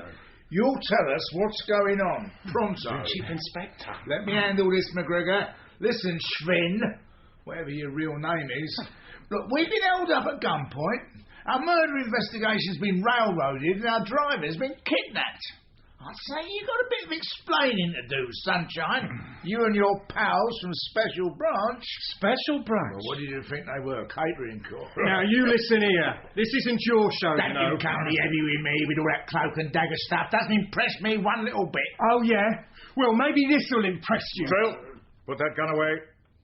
Calm down. All right, gentlemen. I think now that you've accidentally stumbled on our little operation, it's probably best I tell you exactly what's going on. I think it probably is. Don't mind if I eat this chocolate bar while you're chatting. Not at all. But I hope you don't have such a big mouth when it comes to more important matters. I'm a chief inspector in the murder squad, not some giggly little schoolgirl. Now spit it out, man. Well, what we're dealing with is a highly dangerous group of subversives. Subversives? They collect bloody postage stamps. If you let me finish, Chief Inspector. Of course. A toe doctor, a potty old goat breeder. What's the name of that fella who croaked, McGregor? Napa. A piano tuner. Oh, I'm really scared. The Docra Society is just a cover. It's a technique this bunch use a lot. All their cells function under the guise of specialist groups, pigeon fanciers, chess players. Extremely effective way of running a seditious organisation. Well, you seem to have infiltrated them easy enough. It was by no means easy, Chief Inspector. It took a great deal of time, energy and courage. That is why we're most anxious, nay, adamant, that the cover of young Trill here should not be blown. I'm afraid I don't quite understand. We are dealing, Sergeant, with a matter of national security, which must, should there be a conflict of interest at any stage, take precedence over the investigation of a mere murder. A mere murder? That's okay, McGregor. So, what is it this time? Reds under the bed again? No, not communists, as it happens. IRA, perhaps? It's an extreme right-wing organisation. Very extreme, very determined, very cunning. Oh, you mean fascists? Oh, that's awful. Indeed. Well, you're not talking about those right-wing nutters, the Steel Band mob, all armbands, rallies and Union Jacks. Oh, yes, I've seen them on the Steel Band organisation is just the tip of the iceberg, a mere propaganda exercise. What you call a front, eh? Quite. Now, these people vet all their newcomers ruthlessly, and those they consider have real potential are invited, as it were, to step behind the scenes. It can take years to penetrate the inner echelons, as Trill here has done so admirably. What do they want to do, sir? This awful organisation. You may well have read their handouts. Send all the blacks home, expel the Jews, restore hanging, and repeal equal rights for women. Terrible. But I'm in favour of the last two myself, actually. But the real aim is to introduce a Nazi-style regime in this country with all that implies. A Nazi regime? Good God, man. Think what Hitler could have done with computers and television. Couldn't be worse than the rubbish that's on at the moment. Still, I don't see what this has got to do with my murder. Mind if I sit on the bed? Helps me think. Please feel free. He'll go to sleep. Not this time, laddie. So, what did go on at the holiday ranch, Mr. Rosemond? Well, Mr. Pettit sent me an invitation about a week before, out of the blue. And what about the others there? Never met them before, but I did manage to run all their names through the computer before I went. Nothing particularly remarkable about any of them. Pettit just sent you their names? Actually, no. We've infiltrated his chiropody practice. One of his part-time receptionists got us the list. Anyway, nobody seemed to know what we were there for until the Saturday morning when we were all gathered in the common room in one of the bunkhouses. And then Mr. Pettit dropped his bombshell. Gentlemen and lady, we have a traitor in our midst. What? A traitor? A traitor, Mr. Pettit? And you thought it was you? Not half. So you can imagine my relief when he said who it was. We are here to try George Arthur Napper. Mr. Napper? Hey, me? So, you all acted as judge and jury on one of your own? Well, Pettit acted as prosecutor. Me and Mike Roscoe, wiry guy, scrap metal dealer. We were detailed to guard Napper. We had him cuffed to a tubular steel chair. Let me go! I'm innocent, I'll tell you, innocent! But what were the charges? George Arthur Napper, you are accused of infiltrating the Steel Band on behalf of an Israeli security agency. Israeli security agency? Hey, hang on. If he was all trussed up, how did he get his venison? I brought it for him from the dining room. Civil of you. I'll take it the verdict was guilty. Guilty!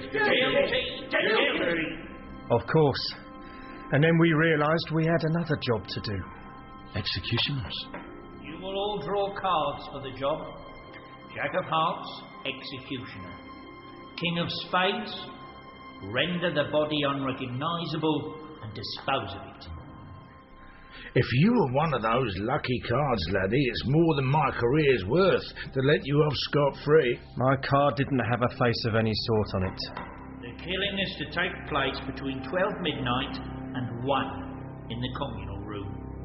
Disposal of body at 3. No one is to observe what anyone else is doing on pain... The whole thing went off like clockwork, obviously. Which is why I can't tell you who killed Napper. Sorry, but that's how it was. Well, you're a trained detective. Must have seen something, man. I went to bed. Bed? Surely you had a peep out the ruddy window. You've seen the layout of those huts. I couldn't have seen even if I'd wanted to. And I shared my bunkhouse with Pettit. He was right next door. Listen, I wanted to save him. Dear God, I'm not that callous. But there was absolutely no way I could do that without getting myself incriminated. And killed. He was guarded the whole time. And I couldn't blow my cover. 2 executioners would hardly serve anyone's purpose, especially not this country's. Or special branches. So, now you have the facts, I assume you're going to leave this one to us, Chief Inspector. You must be bloody joking.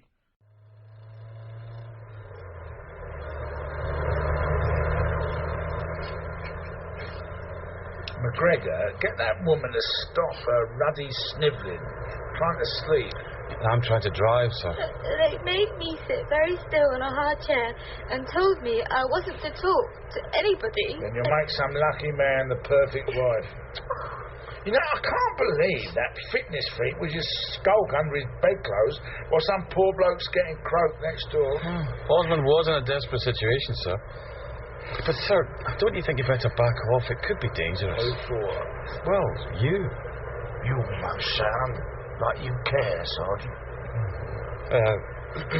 Be that as it may, if we bring the steel band into it, how can we ever keep Special Branch and Osmond out? Oh, I love steel bands. Bong, bong, bong. Punchard. Hey, don't you dare. Punchard, sir? Our Punchard? The head of Murder Squad Punchard? Exactly, and Croft Fisher. Punchard? Isn't Croft Fisher the boss of Special Branch? And they hate each other's guts. Have done since police college. Something to do with a woman they're both madly in love with. Not even something important. So where does Punchard... Use your brains, McGregor.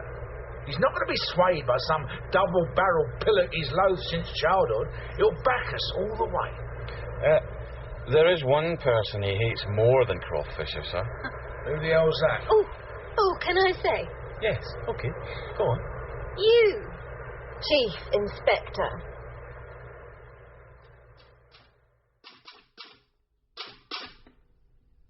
But this time, Dover, to my great surprise, had the bit between his teeth.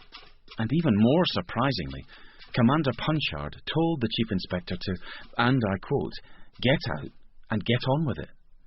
Which is why we found ourselves interviewing Mr. Michael Roscoe, another member of the Docra Society, or as we now knew, the Steel Band, in his scrapyard in Penzance the following day.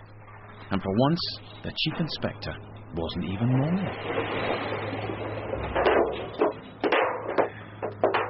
Okay. So where is this little fascist? I'm in a questioning mood, McGregor. Commander Punchard did understand we could be putting an undercover Special Branch officer at considerable risk, didn't he, sir? Seemed to clinch it for him, actually. Do you know what he said when I told him I was overdue for superintendent? Pigs can fly? No.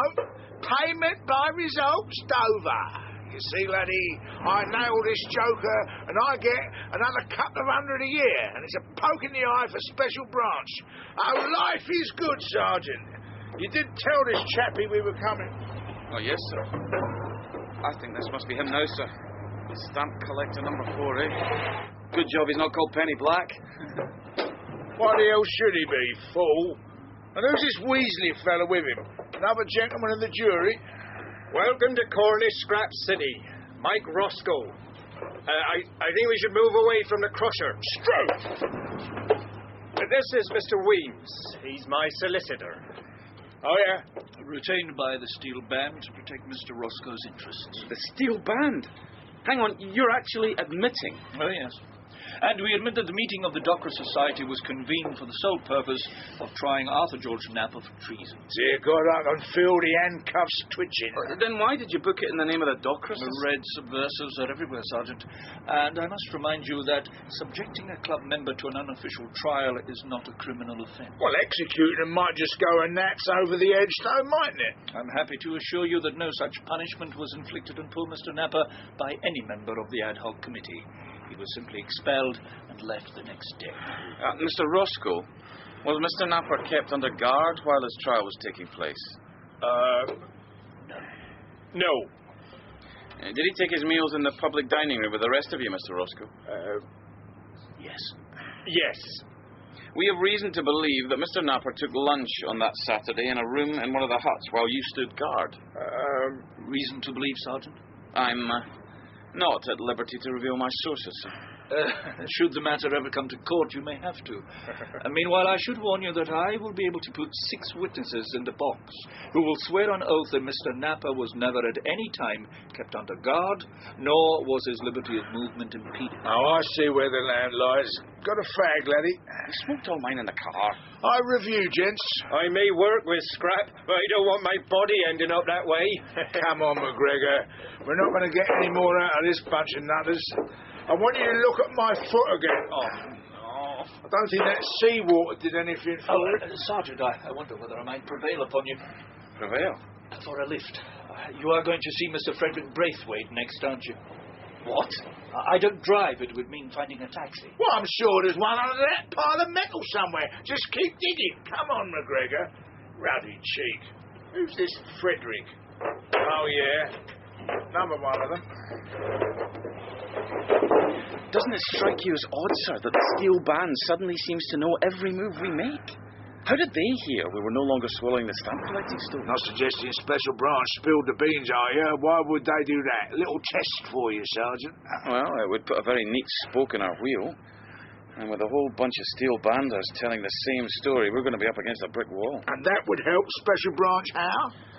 Well, to ensure Osmond remains the steel band's blue-eyed boy.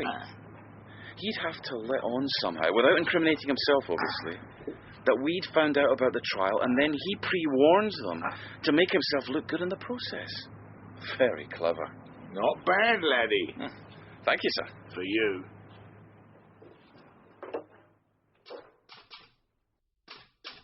However, our investigation into the other members of the Docra Society Court of Justice yielded little more in the way of definitive evidence. We interviewed Mr. Braithwaite in his bowling alley in Norwich. Mindless violence is simply not the steel band's way of doing things, Chief Inspector. Even if it is done to someone of the Hebrew persuasion. And of course, Mr. Weems was there too. Mr. Napper's death, so soon after this little mock trial, was simply an unfortunate coincidence. And at our final suspect's place of work, the Chief Inspector got no evidence, and not much else besides. I don't suppose you've got a fag on you, Mr. Valentine? I'm highly averse to tobacco, Chief Inspector. And anyway, this is a swimming pool, and I am the lifeguard. Mr. Weems? This complete and utter failure to find out who murdered Napper did not make the Chief Inspector any happier. And no need to guess who he took it out of. What are you doing just sitting there, laddie? Get on a case. Still none the wiser which one of them bloody did it. Well, if a highly trained copper like Osmond can't work out who the murderer is... You're suggesting he's better equipped than me, Sergeant? Perish the thought, sir. We're at a dead end, McGregor. Along with my promotion. I'll blame you. Will you stop shuffling that ruddy paper? Sorry, sir. It's just a pile of stuff that came in while we've been away. I don't suppose there's anything on Napper. Like a suicide note, huh? Just the post-mortem report. Nothing we don't know. Oh, and here's a response at long last from the Central Fingerprint Bureau. Well, it only confirms what we've already deduced, sir. Napper had no previous criminal record. Surprise, surprise. Well, I'm off to bed. It's only 2:30, sir. I'm sure there's some point you're making. Damned if I can fathom it. You carry on, Sergeant. And I thought that was that. He was back to being the old Dover. Until 3 o'clock the following morning. I'm coming! I'm coming! Who the hell? Took your flaming time about it. What are you doing here, sir? I've never seen you before 9 a.m. in my life. Woke up, couldn't get back to sleep. You shouldn't have started so early. I take it this isn't a social call. No, but don't let that stop you putting the kettle on. Would you like a biscuit, sir? Silly question. Why exactly have you... Listen, who deduced Napper had no previous? Well, we did, sir. Not me, mate. Well, there'd been no attempt to destroy his fingerprints, only his face. So? Well, Osmond told us that whoever got the job of disposing of the body was supposed to make sure it was unrecognisable. That's why the head and the face were burned and the teeth... So why didn't he chop his fingers off and bury him? I don't quite follow, sir. It just doesn't make sense. The murderer doesn't bother destroying Napper's prints because he knows there'll be no help to us in tracing Napper, right? I think so, sir. But how does he know that? I'm sorry, sir, you've lost me. Oh. You mean... Exactly. There's only one bloke who could have checked a thing like that and found Napper had no record, and he even admitted doing that very thing. Osmond. Of course. Only a copper could have run those sort of checks. And Osmond had managed to get the guest list beforehand from the Chiropodist office. Nobody else did. He probably runs a check on any steel banders he comes across so special branch can build up their files. So Osmond knew he didn't have to cut Napper's fingers off. It had to be him who killed him. Don't just stand there with your mouth open, laddie. Make the tea. Oh, sorry, sir. Then there's a petrol. Petrol, sir? Now, keep up, man. The lighter fuel poured over the Mr. K's head. Osmond's the only one of that miserable shower who smokes. And he's got a pocket lighter with a flame like a bonfire. So Pettit must have given him both jobs, killing and disposal, because he knew he could do it. And Osmond had to go along with it, otherwise he'd compromise his undercover role. But murder, dear Lord. Or just maybe, Sergeant, they'd rumbled him like they rumbled Napper. So they set Osmond up to do the dirty work. Now he's theirs like a fish on the hook. Anyway, who cares? We've got him, laddie. Pass me that phone. Here, Charlie. Come back to bed. I'll be right with you, Elvira. Sorry, sir. Oh, laddie, saps your brain, you know. That's why mine's sharp as a tack. Put it all down to Mrs. Dover and her long flannel nighties. You may think that was that. But Commander Punchard came to the conclusion that whilst revenge is sweet, knowledge is money in the bank. So the whole thing was hushed up. Osmond was sent to join the Canadian Mounties.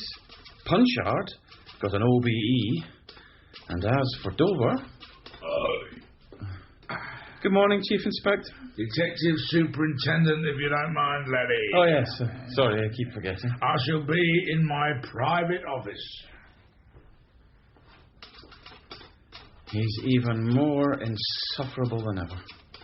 So please, don't make me have to write application for transfer number 295. For a fag, McGregor. Oh. Coming, sir.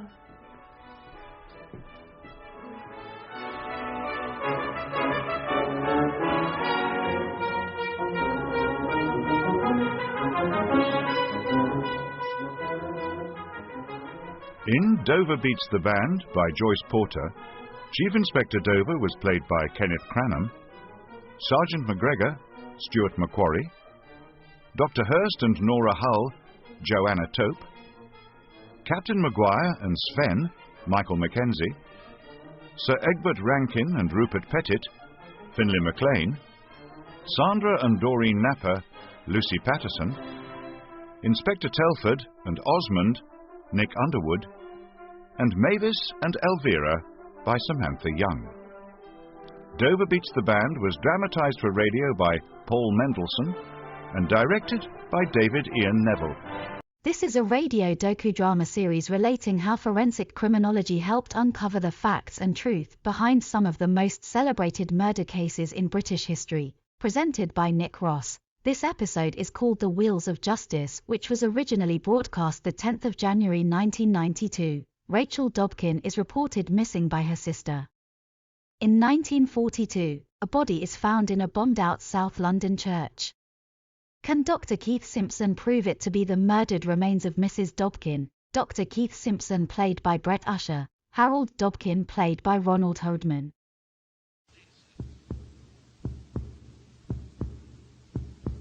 Did he say why? Why the perfect murder? Oh, aye. It can't be detected. That's what he said. It leaves no trace at all, just dissolves into the blood. And what did your son say to you, Mrs. Marshall? He said, I know Alice has tried to poison me. He opened the door and found himself in the hands of two murderous brutes. Then he was dragged back into the parlour and this time murdered. Murder Most Foul. 6 forensic murder cases presented by Nick Ross. Case 1, The Wheels of Justice. And my sister, Rachel, she came to your séance, just a few days before she disappeared. Rachel? Rachel Dobkin. She was planning to meet someone and you told her not to go. You said you saw sadness for her. Oh, I remember. So I thought I should come. You see, if you could tell me... Now, place your hands on the table. Oh, this is her scarf. My sister's scarf. What is it? What is it?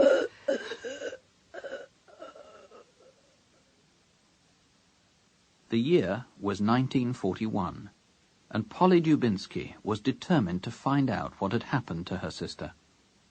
Many people went missing at this time as London was pounded mercilessly from the air. But Polly didn't believe her sister was a victim of the Blitz. For one thing, her sister's handbag, including her identity documents, had been found in a post office. During the war, it was essential to carry this identification. So what had happened to her sister? Polly went to the police and was shown through to a Chief Inspector Davis. My sister's been strangled by her husband. Come now, miss. 2 mediums. And the second one went into a trance. There is a passing out, a sudden death. That's what she said. What are you going to do about it? Yes, miss, but the evidence of a medium, or even 2 mediums... She's been murdered, I tell you. You don't care. All right. I'll talk to this woman, this medium. And Rachel's... her husband. You'll talk to him as well? Perhaps. Yes. Chief Inspector Davis did visit the medium, and Mr. Dobkin was seen too, though Mr. Dobkin didn't seem much concerned. He'd lived apart from his wife for the last 18 years, and admitted freely there was no love lost between them. Yes, he had met her on April the 11th, the day she disappeared, when she pestered him yet again about maintenance money. Then she said she was going to her mother's. Where in fact she had gone after that, he neither knew nor cared. There the matter might have rested. But about that time there was a fire in the cellar of an old Baptist church in Vauxhall Road, South London, next door to where Rachel Dobkin's husband worked at night. In fact, he was discovered at the scene by a policeman. I'm glad you've come, officer. It's a terrible blaze, isn't it? I'll call the fire brigade. They should be here in a minute. Oh, good. What are you doing out in the middle of the night, anyway? I'm a fire watcher. A fire watcher? So what have you been doing? How long's this been burning? An hour and a half. An hour and a half? Well, there's not much chance of it spreading, is there? So there didn't seem any point in calling the fire Hasn't brigade. even been an air raid tonight. How did it start? Search me. Some fire officer you are.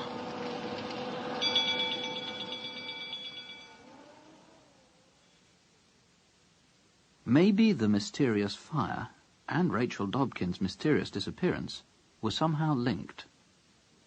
A day was spent digging over parts of the floor, and, strangely, a newly dug hole was found about the size of a grave, but there was nothing in it. Mr. Dobkin was interviewed twice more, and then the matter was gently dropped. Notices were placed in the Police Gazette, and Rachel Dobkin's sister appealed for help through the Missing Persons column of the News of the World, but nothing came of the appeals. Then, in July of the following year, 1942, it was decided that the dangerously damaged Baptist church in Vauxhall Road should be demolished. A number of bodies had been recovered from the church, victims of the Blitz, and now the demolition men were working in the burnt-out cellar beneath the vestry. Give us hand with this, will you, Ben? Weighs a ton. Yeah, all right. When I've... Oh, Gordon Bennett. What you found? Not another one. Oh, that's not a pretty sight. What a mess. Bloody krauts. Well, it might not have been the bombing. I mean, look at it. This used to be an old burial ground years ago. Mate... Yeah, well, whatever it is, you better call the police again. Oh, we got to. You know the routine. All right. But let's shovel it out the way first anyway, yeah? You think so? Well, we got work to do. And it's not going to hurt the poor sod now, is it? Now look what you've done. How was I to know the head'd stay where it was? I feel sick. Detective Inspectors Hatton and Keeling promptly arrived at the scene. They assumed at first this was just one more person killed by enemy action, but as a matter of course arranged for the remains to be removed to Southwark Mortuary for examination by the Home Office pathologist, Dr. Keith Simpson. To Dr. Simpson, though, this didn't look like a run-of-the-mill victim of a bomb. Well, Doctor? It's a woman, obviously, and her uterus is enlarged. She may even have been pregnant when she died. But as you can see, the corpse is incomplete. Blown apart, I suppose, when there's a direct hit. No, at least I don't think so. Tell me. The chapel was hit in 1940, wasn't it? Yes. Well, I may be wrong, but I'd say from the general condition of this woman that she was buried about a year ago. 18 months at the outside. Not 2 years ago. Are there people still unaccounted for from that air raid? I'll find out. Do. But if there are, I put my money on it that she's not one of them. No fragments of clothing, no personal belongings. She couldn't have been thrown up from the old burial ground as a result of the blast. As I say, 18 months at the outside, and that burial ground hasn't been used for over 50 years, has it? And look here. This body hasn't been blown up, it's been cut up. And not by an expert. The head has been cut from the body, and then there are pieces missing altogether. The arms from the elbows down, the legs from the knees down. And her face. Now, that's not natural decomposition, and it's not blast damage either. There are also signs of burning of the body. So, Detective Inspector, I don't know if this was murder, but I do know someone doesn't want us to find out who she was. Then we're going to have to work a bit harder, aren't we? A check was made on those who'd been killed in the chapel during the air raid back in 1940. 104 people had died that dreadful night. Now, 104 bodies had been identified. But that made these dismembered remains one corpse too many. Dr. Simpson returned with the police to the chapel to try to find the missing limbs. Together they spent 2 afternoons sifting through 3 tons of earth beneath the floor of the cellar. They found animal bones, but not human ones. What they did discover, though, was a yellowish powder in the earth, and also a wooden chest just a little short of 5 feet in length. The chest was empty, but Dr. Simpson had samples of the powder sent for analysis and had the woman's remains removed to the laboratory at Guy's Hospital for more detailed inspection. Then, once more, Dr. Simpson reported his findings to Detective Inspectors Hatton and Keeling. So the powder's slaked lime? Yes, and I found traces of the same stuff on the head and neck of the victim. What do you make of it? Well, maybe it was an attempt to dampen the smell of putrefaction. It certainly has that effect. But lime's known for burning flesh, so it was probably put there in the hope that it would actually destroy the body. But if so, whoever did it made a big mistake. It's the wrong sort of lime. Slaked lime has actually helped to preserve these remains. Without it, I think the rats and the maggots would have found her a good deal more tasty. Delightful. So, what can you tell us about her? All right. I've reassembled as much of the body as possible and made calculations for the missing bones and soft tissues. I'd say she was between 5 foot and 1/4 inch and 5 foot and 1/2 inch. You can be as precise as that? And there's also one bone, the left humerus, that was left intact. And using Pearson's formula based on the length of that bone, it comes up with the same results. Very good. Now, the murderer, I think I can say the murderer now, went to a lot of trouble to remove virtually all the face and skull tissues, but he overlooked one tiny particle of hair. Have a look under the microscope. Dark brown? Dark brown turning grey. Ah. Then from the bone X-rays, study of the closure of the skull vault sutures and palate structure, I'd say she was somewhere between 40 and 50 when she died. Now we're getting somewhere. And what about the pregnancy? She wasn't pregnant. Her uterus was distended, but that was because she had a fibroid growth there. Now, I'd have thought normally that would have been removed by operation. It could make finding her a bit easier. And then there are the teeth. There are 4 natural ones left in the upper jaw, which a dentist might be able to identify, and she also wore a dental plate, probably with 7 false teeth. That should be enough to be going on with. Ah, but I haven't finished. Hold this up to the light. You see the neck? It's at a funny angle. A very funny angle. If she was like that when she was alive, she would have been very conspicuous. Useful. But was she like that when she was alive? Well, there's no curvature of the spine, so it probably wasn't caused by disease. I would say her neck was bent after she was killed, and that way... That way someone could have just about fitted her into the little wooden chest. Yes. Well, all we have to do now is find her. The job of identifying the murdered woman would have been hard enough at any time, but was made that much more difficult by the war. The population was continually shifting, and there were thousands of missing people. Indeed, at least 1,000 of them were women of roughly the same age and height as the murdered woman. But the police had more than just age and height to go on. It wasn't long before they found their way to a house in Shoreditch. Hello, how can I help you? Good morning. My name's Detective Inspector Keeling. Is Miss Dubinsky in, please? Polly? Oh, come in, come in. Polly? There's a man here to see you. Thank you. Detective Inspector Keeling. It's about Rachel. Yes. I told the other inspector. Her husband murdered her. Do you want his address? I've got his address, thank you, but could you just tell me a little about your sister? Her height, for example. All this I said already, more than a year ago. But to confirm it. She was 5'1", the same height as me. And her hair? Dark, but going grey. And have you got a photograph of her? Oh, yes. Here. May I keep this for a little while? You found her, haven't you? We're not certain. But she's dead? Well, if she's the woman we're thinking of, yes, I'm afraid she is. Oh. Miss Dubinsky, could you tell us if she had any internal problems? Yes, she did. She had a fibroid tumour. She went to the hospital and they said to have an operation, but she didn't want to. She never had it. Oh, thank you. And you don't happen to know anything about her teeth? Not much, but her dentist was the same as mine, Mr. Copkin in Stoke Newington. You've been very helpful. Is her husband Harry Dobkin you want? I know it is. Well, we have some more inquiries to make. So could you look at the photograph and see... That's Mrs. Dobkin. Something happened to her? She was your patient, Mr. Copkin?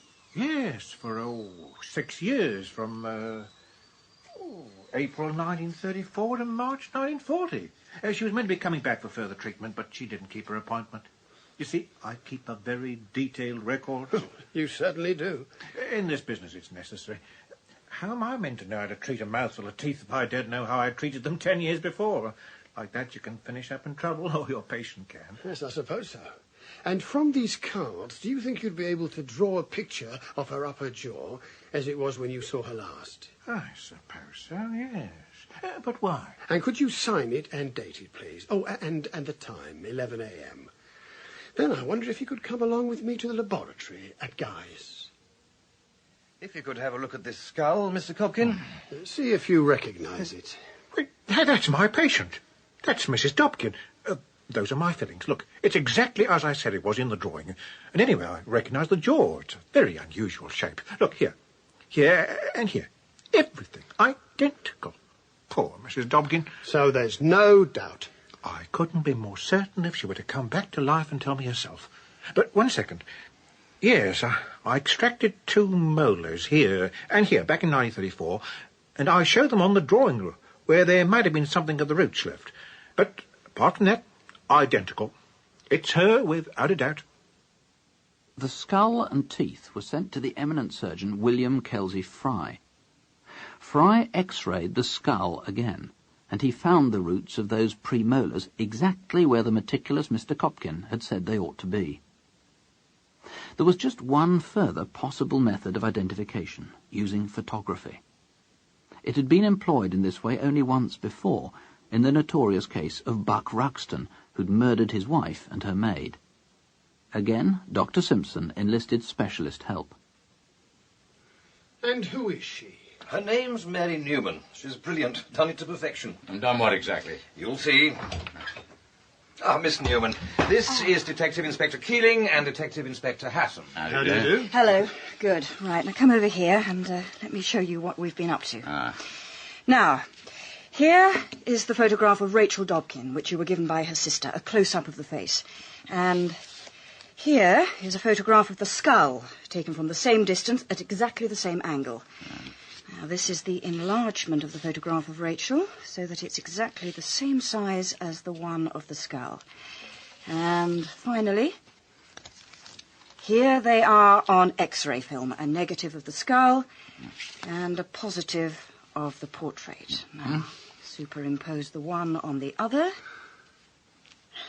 and what do you get? Absolutely identical. It's almost uncanny. Yeah. Identification proven, wouldn't you say? Yes, I would. Well done. Just one more thing. Yes? We know who she is now, but can you tell me if she was murdered? Well, we've got to leave something up to you two, haven't we? In fact, the detectives were to be given one last helping hand by Dr. Simpson. That same evening, after the police had left, the pathologist sat alone in his laboratory with Rachel Dobkin's remains. And then something occurred to him. Taking a scalpel, and with infinite care, he began gently to dissect the dead woman's voice box, which was well preserved. And yes, his hunch was proved correct.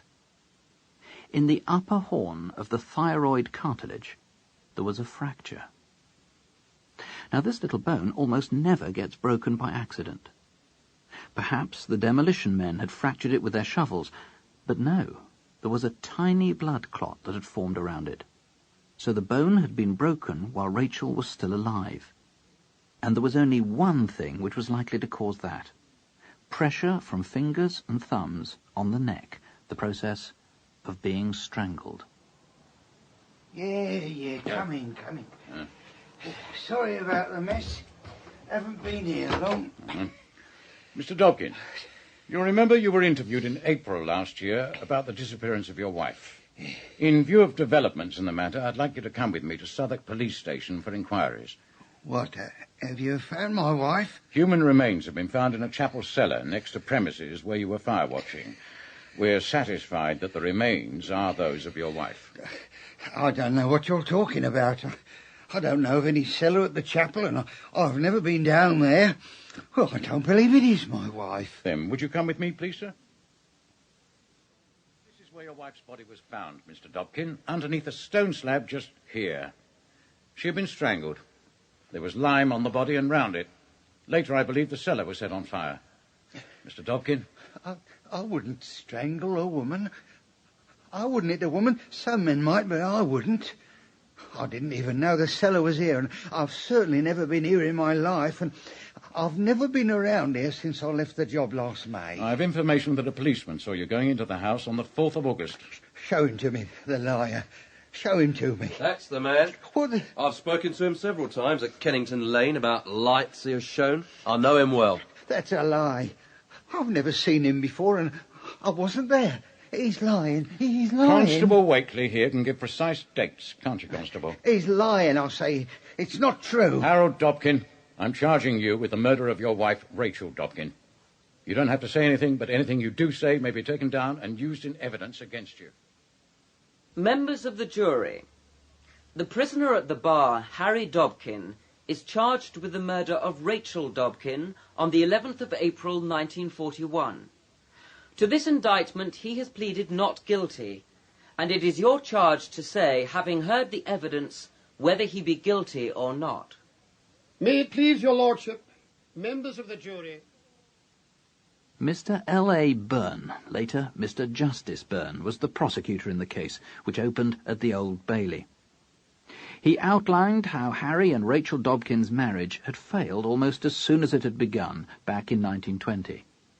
how Harry had continually defaulted on her maintenance payments, how he'd failed to fight the fire in the chapel cellar where the mutilated body was later found, how police had then discovered the grave-sized hole and the wooden chest.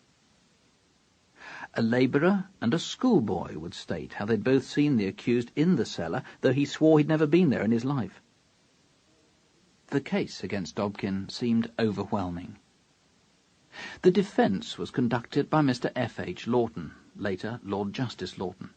It was his first defence in a murder trial, and his only hope of achieving an acquittal was if it could be shown that the remains found in the Baptist church might not have been those of Rachel Dobkin. Dr. Simpson, taking a combination of all three methods of calculating stature, what do you say are the outside limits, both up and down? Working from the average height I expressed of 5'1.5 inches, I think the possible limits are really an inch in either direction. So the maximum height would be what? 5 feet 1.5 inches. So, if Mrs. Dobkin in life had been 5 feet 3 inches, then this body cannot be that of Mrs. Dobkin. Yes. Thank you. Without following this up for the moment, counsel for the defence now turned his attention to the superimposed photographs. The method having been used once before in the Buck Ruxton case, a book had now been written on it. So, Dr. Simpson, are you saying in this case that the photograph and the photograph of the skull together help you to make a decision as to identity? Yes. And a positive decision? Yes. Now, may I turn to a passage on page 161 of Professor Glaister's book and see what is said about it? Owing to the novelty of the method and the uncertainty of some parts of the technique, a positive identification of the skulls, no matter how close a correspondence of skulls and portraits was obtained, would have been open to a very grave objection. Do you agree with that? I think it has an element of truth. It is open to objection. It is being used to give assistance to identification, not to prove identification. It is just part of the circumstantial evidence. It is not circumstantial. You said it's direct. It is scientific evidence. You do not agree with the words at the end of the sentence I read to you, that this method is open to very grave objection. I think it is open to objection. But not very grave objection. I should not have used those words myself. Lawton then turned to the strongest evidence of all, the identification of the teeth. But, try as he might, he could find no way of discrediting the scrupulously precise observations of the dentist, Barnet Copkin. Then, at the last moment, Lawton, quite unexpectedly, recalled Miss Polly Dubinsky to the stand. Now, Miss Dubinsky, I have here a copy of the News of the World of 4th May 1941. Here in the Missing from Home column, there is a description of your sister, Rachel Dobkin. You supplied the details to the newspaper, is that correct? Yes, I did. And the description begins, height about 5 feet 3 inches. No, it must be a mistake. I never told the paper she was 5 feet 3 inches. I said she was 5 feet 1 inch. She was almost my height. It says here... It was a mistake. It says 5 feet 3 inches. That's not what I told them. But it's what it says. Thank you, Miss Dubinsky. So Polly Dubinsky was measured. Her own height, wearing shoes, was indeed found to be 5 feet 1. Now, with the weight of evidence so heavily against him, Harry Dobkin chose to give evidence on his own behalf. Let me understand what you are saying. Are you saying that, in fact, you were left alone by the police officer in order that you should make a confession of having murdered your wife? Yes. I seriously say that they told me under threats that if I did not admit that I killed my wife or what I'd done, they'd hang me. And at that time, one of Mr. Hatton's assistants recited a poem called The Wheels of Justice, and I commended him that he would be a better hangman than a poet. The threat was that if you did not confess, they would hang you. Yes. And you ask the jury to believe that, do you? I certainly do. If you believe his story, you will, of course, acquit him. or if anything has happened in this case to give you real doubt that he committed the murder, of course you will say, not guilty. But if you are satisfied that was the dead body of Rachel Dobkin down in that cellar, and which was in that fire, and are satisfied that she was killed and that man killed her, then you know your duty and you will say he is guilty. The jury retired for only 20 minutes and then found Harry Dobkin guilty. Prisoner at the bar, you stand convicted of murder. Have you anything to say why the court should not give you judgment of death according to the law? I have something to say. That this charge is very poorly invented, and that is why I don't like giving evidence against the police, but I claim that this charge of murder is simply invented by showing photographs. I also wish to state that during the 12 hours questioning by Mr. Hatton, I was subject to violence. Violence was used also in the cell at the Borough Police Station and 302 Kennington Lane. I hope I've not said too much. Perhaps Harry Dobkin never did properly understand the evidence that led to his conviction. At any rate, before his execution, he did finally confess to the killing of his wife. Then, in supreme irony, after he was hanged, the routine post-mortem and examination of his neck was carried out by Dr. Keith Simpson, the pathologist whose examination of his wife and victim's neck had led to his conviction. In The Wheels of Justice, Brett Usher played Dr. Keith Simpson and Ronald Herdman played Harold Dobkin. Other parts were played by John Church, Terence Edmund, Joanna Myers, John Webb, Peter Penry Jones, Anne Windsor, Andrew Wincott, and Matthew Sim. Murder Most Foul was written by Rib Davis and presented by Nick Ross. The producer was Fiona MacLean.